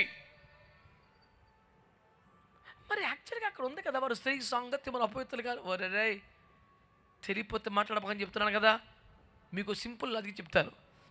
వివాహము చేసుకొనకుండా నిలుపుకొనగలిగిన సమర్పణలో, ప్రతిష్టలో బ్రతుకుతున్న వారిలో పురుషులే ఉన్నారా, స్త్రీలు కూడా ఉన్నారా? లక్షల మంది స్త్రీలు కూడా ఉన్నారు. మనది శరీర సంబంధంగా అక్షరార్థంగా ఉండే స్త్రీ అయితే స్త్రీ సాంగత్యమున అపవిత్రులు గారు అంటారు ఏంటి? మన బుర్ర పని చేస్తుందా? వారెవరునగా స్త్రీ సాంగత్యమున అపవిత్రులు కాని వారు అనే మాట అక్షరార్థంగా తీసుకుంటే అది కేవలం పురుషులనే కదా అర్థం. అంటే సియోను ఒకరి పురుషులు మాత్రమే ఉంటారనా? నోరు మాట్లాడుతున్న అసలు ఎక్కదు. రెండు చూసుకోవద్దు. అద్దం ముందు కూర్చొని కంగారుగా మాట్లాడేస్తాం కాదు. 100 ప్రశ్నలు వేసుకోవాలి, ఆన్సర్లు తెచ్చుకోవాలి, అప్పుడు మాట్లాడాలి. పోలోమని రోడ్డు ఎక్కి మై కట్టుకొని. సియోను కొండ మీద పురుషులే ఉంటారా, స్త్రీలు ఉండరా? క్రీస్తు స్త్రీ అని పురుషులని వ్యత్యాసం లేదా? వాక్యం ఏమైపోయింది మరి? అంటే మీకు అర్థమవుతుంది అంటే ఇక్కడ పురుషుని స్త్రీని కూడా కామన్గా అపవిత్రపరచగలిగిన ఓ స్త్రీ ఉంది ఇక్కడ. అది ఆధ్యాత్మిక భాష, ఉపమాన అలంకార భాష. స్త్రీ అంటే శరీర సంబంధం, స్త్రీ కాదని నాయన ఒక అర్థం చేసుకో నువ్వు. ఒకవేళ స్త్రీ సాంగత్యమును అపవిత్రులు కానివారు అనే మాట అక్షరార్థంగా తీసుకుంటే సియోను కొండ మీద పురుషులు మాత్రమే ఉంటారని చెప్పాలి. అది కరెక్టా మరి? కొనబడిన వారు, ప్రథమ ఫలంగా ఉండేవారు, అబద్ధం ఆడిన వీళ్ళందరూ పురుషులేనా? స్త్రీలు ఉండరా అందులో? యూనివర్సల్గా అందరికీ పులి వేసే బదులు ఆలోచించుకోవాలి కాసేపు. పోని స్త్రీ సాంగత్యం అపవిత్రులు కానీ వివాహము చేసుకొనని ప్రతిష్టలో నిలబడిన కొద్ది మంది అక్కడ ఉంటే వాళ్ళ మట్టుకే అబద్ధాలు ఆడకూడదు. అయితే వాళ్ళ మట్టుకే ఊర్లెళ్ళిన చోటుకి వెళ్ళాలి. వాళ్ళ మట్టుకే మరి కొత్త పాట పాడాలి. వాళ్ళు మాత్రమే గొర్రె పిల్ల వెళ్ళిన చోట్లకి వెళ్ళాలి. ప్రథమ ఫలంగా ఉండాలి. ఆత్మచేత ముద్రించబడాలి. లేదు నందరికి ఇది ఒక్కటే సపరేటు. గుర్తుపెట్టుకో, యేసు రక్తములో కొనబడిన వారంతా ప్రథమ ఫలంగా ఉండాల్సిందే. ప్రథమ ఫలము గుంటకు విమోచించబడ్డ వారంతా గొర్రె పిల్ల ఎక్కడికి వెళ్ళి అక్కడికి వెళ్ళాలి. అబద్ధం ఆడకూడదు. ముద్రించబడిన వారై ఉండాలి. సియోను కొండ మీద స్త్రీలు కూడా ఉంటారా? ఉంటారు అనేది జవాబు అయితే మరి స్త్రీలను అపవిత్రపరిచే ఆ స్త్రీ ఎవరు? అది చెప్పు. ఉండరు. అయితే మరి సియోను ప్రతిష్టలో కొన్ని లక్షల మంది స్త్రీలు ఉన్నారు, ఎందుకు ఉంచావు? అది చెప్పు. ఇందు మూలముగా తేలుచున్న ఫలితార్థం ఏమనగా, ఇక్కడ పురుషులను స్త్రీలను అనే వ్యత్యాసం లేకుండా అందరినీ ఆధ్యాత్మికంగా అపవిత్రపరుస్తున్న ఒక వ్యవస్థ ఉన్నది.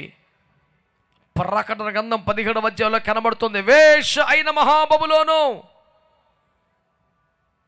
అది తన సేవకులను అపవిత్రపరుస్తున్నదని రాశాడు అక్కడ. అంటే కడవరి కాలంలో, అంత్యకాల సంభవాలలో, రాకడ దినాలలో, రాకడ సంభవాలలో, చివరి ఘడియలో దేవుని సంఘమును అపవిత్రపరిచే, బలహీనపరిచే ఒక బబులోను అనబడితే నామకార్థ సంఘం, లోకపు వ్యవస్థ ఒకటి ఉన్నది. దాని బారిన పడి అనేక మంది క్రైస్తవులు తమ పవిత్రతను పోగొట్టుకునే ప్రమాదం ఉన్నది. అక్షరార్థము కనబడుతున్న స్త్రీ కాదు, శరీరముగా కనబడుతున్న స్త్రీ కాదు, అది స్త్రీలనేమి పురుషులనేమి అందరినీ అపవిత్రపరుస్తున్న అబద్ధ బోధలు, నకిలీ సంఘం, పాపిష్టి సంఘం, దాని బతుకది అనే సత్యాన్ని గుర్తించాలని ప్రభు పెట్ట మనవి చేస్తున్నాను. ఈ పూట మీ దృష్టికి తీసుకొస్తున్నది ఏమిటి తెలుసునా? ఆ సియోను కొండ మీద ఉండేవారు మాత్రమే ఈ లక్షణాలు కలిగి ఉండాలి, మిగతా ఎవడైనా ఎట్టయినా బతికేచ్చారు అర్థమా? కాదు కదా. ఈ రూల్స్ అందరికీ వర్తిస్తాయి కదా. ఏమోనండి బాబు, ఇంత తేటగా చెప్పిన తర్వాత కూడా ఆ సియోను కొండకి అందరూ అర్హులు కాదేమో అని నాకు భయంగా ఉంది. పోను రాకు, నువ్వు రాకపోతే ఏమవుతుంది? ఎవరికి అవకాశం ఉందో చెప్పనా? హెబ్రీ పత్రిక 12వ అధ్యాయం.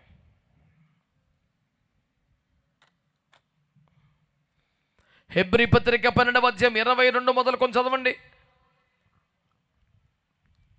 ఇప్పుడైతే సియోనును కొండకును జీవము గల దేవుని పట్టణమునకు అనగా పరలోకపు యెరూషలేముకును వేవేల కొలది దేవదూతల యొద్దకును పరలోకమందు వ్రాయబడి ఉన్న జ్యేష్ఠుల సంఘముకును వారి మహోత్సవమునకును అందరి న్యాయాధిపతి అయిన దేవుని యొద్దకును సంపూర్ణ సిద్ధి పొందిన నీతిమంతుల ఆత్మ యొద్దకును క్రొత్త నిబంధన మధ్యవర్తి అయిన యేసునొద్దకును హేబేలు కంటే మరి శ్రేష్టముగా పలుకు ప్రోక్షణ రక్తమునకును మీరు వచ్చి ఉన్నారు. దేవునికి స్తోత్రం కలుగునుగాక. చాలా తక్కువ మంది చెప్పారా? భక్తులు అలసిపోయారా పాపం? ఏది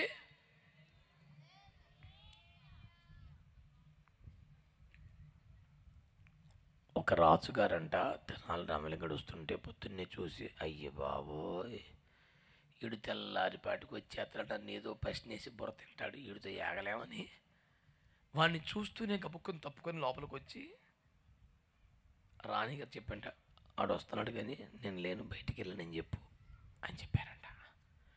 వాడిని చూసి చటక్కని తప్పుకున్నాడుగా రాజుగారు. అలా తప్పుకోవటం ఆడు కూడా చూశాడంట. ఆడు చూసినట్టు రాజుకు తెలియదు. రాజుగారు చెప్పిన మాట ప్రకారం రాణిగారు రాగా, లేరయ్యా రాజుగారు బయటికి వెళ్ళారు అందట. వాడన్నాడంట, అయ్యయ్యో బయటికి వెళ్ళారా, ఇందాక తలకాయ కిటికీలో చూశానే, ఈసారి వెళ్ళేటప్పుడు కిటికీలో తలకాయ పెట్టకుండా కూడా పెట్టుకెళ్ళమని చెప్పండి అన్నాడంట. అమ్మ మెదవా చూసేవట్రా అని బయటకు వచ్చారంట రాజుగారు. ఇప్పుడు ఎందుకు చెప్పానంటే, ఆ రాజుగారు ఒకవేళ కిటికీలో తలకాయ పెట్టి బజారుకి వెళ్ళినట్టుగా మీరేమన్నా చేతులు ఇంటికాడ పెట్టి వచ్చారేమోనని. ఆ బలెవరు ఎందుకు దాలో తెచ్చాం మరి దాచారే. ఆహాహా, మీ పవిత్ర హస్తములు దాచుచున్న భక్తులారా చేతులెత్తి ఒకసారి స్తోత్రం చెప్పుడి. హల్లెలూయా. దేవుని ప్రజలారా, సంఘం ఈ రాత్రి మంచి మాట వినండి. హెబ్రీ సంఘాన్ని పౌలు మాట్లాడుతూ ఏమన్నాడు తెలుసునా? ఇప్పుడైతే సియోను కొండకు మీరు వచ్చి ఉన్నారు. ఆమేన్ అనండి. అంటే అదేమన్నా లోకల్గా ఉన్నది అనుకుంటారేమో, సియోను కొండ మినిస్ట్రీస్ ఏమో యెరూషలేములో ఉన్న సియోను కొండ ఏమో అనుకుంటారేమోనని రాశాడు. సియోను కొండ కనగా జ్యేష్ఠుల సంఘమును కనగా వేవేల కొలది పరిశుద్ధులకు వారి మహోత్సవానికి అందరు న్యాయాధిపతి దేవుని వద్దకి కొత్త నిబంధనకు మధ్యవర్తిగా హేబేలు కంటే మరి శ్రేష్టమైన పలుకులు పలికి యేసు రక్తము రొద్దకు వచ్చేశారు మీరు. అంటే ఏం చెబుతున్నాడు?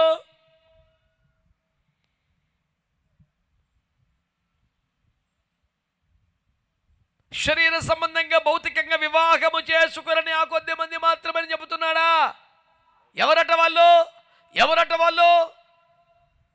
హెబ్రీ సంఘాన్ని పట్టుకొని ఇప్పుడైతే మీరు సియోను కొండకు వచ్చి ఉన్నారని చెప్పాడు. హెబ్రీ సంఘం పరంపవనమా, సూపరా, బేభత్సమా? ఆ ఒక్క 12వ అధ్యాయాన్ని చూస్తే కూడా వాళ్ళు ఇంకా రకరకాల భారాలతో ఉన్నట్టు చెప్పాడు. 2 సులువుగా జట్టు పాపాలతో ఉన్నారని చెప్పాడు. 3 పాపముతో పోరాడినప్పుడు రక్తము కరుణంతకు ఎదిరించలేదని చెప్పాడు. 4 విసిగిపోతున్నారు, అలిసిపోతున్నారని చెప్పాడు. 5 శిక్షలో పాలు పొందట్లేదని చెప్పాడు. 6 పరిశుద్ధతను సంపూర్తి చేసుకోమని చెప్పాడు. 7 ఏషా వంటి భ్రష్టుడి కానీ అలాంటి లేకుండా చూసుకోమన్నాడు. నెక్స్ట్ 8 ఇదే, ఇలాగైతే మీరు సియోను కొండకు వచ్చేస్తారని చెప్పాడు. చప్పట్లు కొట్టి స్తోత్రం చెప్పండి గట్టిగా. ఇలాగ చెప్పుట వల్ల నేనేమి చెప్తున్నాను? సియోను కొండ మహిమను తగ్గించుచున్నానా? పెద్ద విశేషం ఏమి లేదని చెప్తున్నానా? లేదు. అలాంటి సర్వోత్తమ స్థాయి కూడా ఒక బలహీనుని పెంచడానికి దేవుని పరిశుద్ధాత్మ ఇష్టపడుతున్నాడు. చప్పట్లు కొట్టి దేవునికి స్తోత్రం చెప్పండి గట్టిగా దేవుని స్తుతించండి. సియోను కొండ అంత పెద్ద విశేషమే కాదు, మహిమేం కాదని చెప్పట్లా. చాలా విలువైనది, గొప్పది, మహిమకరది, అత్యున్నతమైనది, పరలోక రాజ్యానికి అతి సర్వోత్తమ స్థానం అది. అయితే ఇంకా రకరకాల బాలాలతో వంగిపోతున్నవాడు, సులువుగా సుక్కులు పెట్టు పాపాల్లో పడిపోతున్నవాడు, విసిగిపోతున్నవాడు, అలిసిపోతున్నవాడు, రక్తము కారునంతగా పాపముతో పోరాడలేకపోతున్నవాడు, తండ్రి శిక్షను స్వీకరించలేకపోతున్నవాడు, పరిశుద్ధతను సంపూర్తి చేసుకోలేకపోతున్నవాడు కూడా దృష్టి పెట్టగలిగితే, మార్పు చెందగలిగితే, కన్నీరు కార్చగలిగితే, పాపముతో రక్తము కారునంతగా పోరాడగలిగితే, ఏ శవులాగా ఆర్థికానికి అమ్ముడుకు పోకుండా నిలబడగలిగితే, పరిశుద్ధతను సంపూర్తి చేసుకోనగలిగితే, తండ్రి ఇచ్చు శిక్షలలో సంతోషపడగలిగితే, నీవు కూడా నేను కూడా సియోను కొండకు రాగలుగుతామని వాక్యం చెబుతుంది. కొట్టా మంచిగా. నేను సియోను స్థాయి తగ్గించడం లేదు, అంత సర్వోత్తమ స్థాయికి ఒక సాధారణ వ్యక్తిని యేసయ్య తీసుకెళ్ళగలడు అని మాత్రమే చెబుతున్నాను. ఇది సియోను స్థాయిని తక్కువ చేయటం కాదు, యేసయ్య ప్రేమను ఘనపరచటం. దేవునికి స్తోత్రం కలుగునగాక. గట్టిగా స్తోత్రం చెప్పండి. ఏమైనా చేయగలం అంటున్నారుగా ఇప్పుడు ఎటుపోయినా. అంటే ఏంటి మీ ఉద్దేశం? డబ్బులు ఇవ్వగలడు, అప్పులు తెచ్చగలడు, నొప్పులు ఇవ్వగలడు, ఈయనా? సియోను ఇవ్వగలడు, సియోనుకు చేర్చగలడు. ఈ రాత్రి మీలో ఎవరైనా ఒక తీర్మానంలోకి వస్తారా? అయ్యా రకరకాల భారాలు పెట్టుకొని నలిగిపోతాను, వద్దు, నాకు ఐక్య విచారాలు వద్దు. రకరకాల భారాల నుంచి బయటికి రాగలవా? సులువుగా చిక్కులు పెట్టి పాపాలు వదిలేయగలవా? వాటి మీద జయమును పొందండి, రక్తము కరుణంతగా ప్రార్థనలో పోరాడగలవా? తండ్రి ఇచ్చిన శిక్షను సంతోషంగా స్వీకరించగలవా? పరిశుద్ధత సంపూర్తి చేసుకునే ప్రయాసపడగలవా? దేని కోసం, ఏ ప్రయోజనం కోసం ఆధ్యాత్మిక విలువలు పక్కన పెట్టని ఒక రోషమంగళ జీవితానికి రాగలవా? నీకు నాకు కూడా ఆ ఉన్నత సియోను ఇవ్వడానికి దేవుడు సిద్ధంగా ఉన్నాడు. ఈ సియోను ఉత్సవాలలో నిన్ను దేవుడు ఒక ఉన్నతమైన పిలుపుతో పిలుస్తున్నాడు. ఆమేన్, ఆమేన్. చివరిగా ఓబద్యా 17వ వచనం చదవండి. ఈ ఒక్క మాట చదవండి. ఓబద్యా 17. అయితే సియోను కొండ ప్రతిష్ఠితమగును, తప్పించుకొనిన వారు దాని మీద నివసింతురు. చాలండి, గట్టిగా చప్పట్లు కొట్టండి ఒకసారి. గట్టిగా యేసు రక్తం ఏం చేయం. అయితే సియోను కొండ ప్రతిష్ఠింపబడును, తప్పించుకుని వారు ఆ కొండ మీద కనబడతారు. ఎవడు రొమ్మిర్చుకొని తిరుగుతాడో, ఎవడు నాకు పర్లేదంటాడో, ఎవడు ధీమగా ఉంటాడో, ఎవడు భయం లేకుండా పోతాడు దెబ్బకే. కానీ ఎవడు విరిగి నలిగిన హృదయంతో భయభక్తులు కలిగి పాపములో పడకుండా, ఆశల్లో పడకుండా, కోరికల్లో పడకుండా, లోక స్నేహాల్లో పడకుండా, శరీర కార్యముల్లో పడకుండా, భయము కలిగి, భక్తి కలిగి, ప్రార్థన కలిగి తప్పించుకుంటూ వస్తాడు. వాడు సియోను కొండ మీద ఉంటాడు. తమ్ముడు, చెల్లెమా, లోకాశల్లో పడకుండా తప్పించుకోగలుగుతున్నావా? లోక స్నేహాల్లో పడకుండా తప్పించుకోగలుగుతున్నావా? బంధుమిత్రుల బంధాలలో పడకుండా తప్పించుకోగలుగుతున్నావా?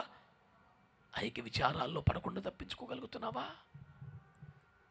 హలో, నాకేం పర్వాలా అని దర్జాగిలను సంసోను దెబ్బతిన్నాడు. వామ్మో అని పారిపోయినటువంటి యోసేపు కింగ్ అయ్యాడు. తప్పించుకున్నవాడే కింగ్. లోక స్నేహాలకి భయపడలేదు కదా నువ్వు, రాజకీయాలకి భయపడలేదు కదా, ధనమయ వ్యామోహాలకి పర్లేదు సార్, కంట్రోల్ అచ్చే అంత బలహీనం కాదు. వద్దు వద్దు, భయపడు, పారిపో, అపాసులకు దూరం అయిపో, లోక స్నేహాలకు దూరం అయిపో, రకరకాల ఫ్రెండ్షిప్లకు దూరం అయిపో, ప్రార్థనకు దగ్గరవు, పరిశుద్ధులకు దగ్గరవు, ప్రార్థనలు ఉపవాసాలకు దగ్గరవు, సేవకులకు దగ్గరవు, అయ్యో మందిరానికి దగ్గరవు, నాటపడు. తప్పించుకొని పారిపోతున్న వాడే సీయోను కొండ మీద ఉంటాడు. ఎక్కడ చూసినా నువ్వే ఉంటున్నావా? ఫంక్షన్స్లో, పార్టీల్లో, గొడవల్లో, గోతరలు, అల్లర్లో నువ్వేనా?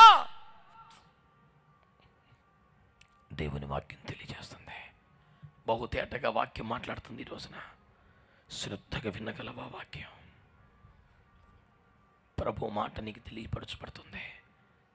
నీవు కానీ సులువుగా చిక్కులు పట్టి పాపాలు వదిలేయగలిగితే, రక్తము కారునంతగా పాపాలతో పోరాడగలిగితే, ఏ శవలక బస్సుడు అయిపోకుండా తిండి కోసం, లోకం కోసం, సుఖం కోసం ఆత్మీయతను పోగొట్టుకోకుండా కాపాడుకోగలిగితే, అయ్యో దేవుని బిడ్డలారా, పరిశుద్ధతను సంపూర్తి చేసుకుని భక్తి చేయగలిగితే నిన్ను సీయోను కొండ మీదకి రప్పిస్తానని దేవుడు మాట్లాడుతున్నాడు.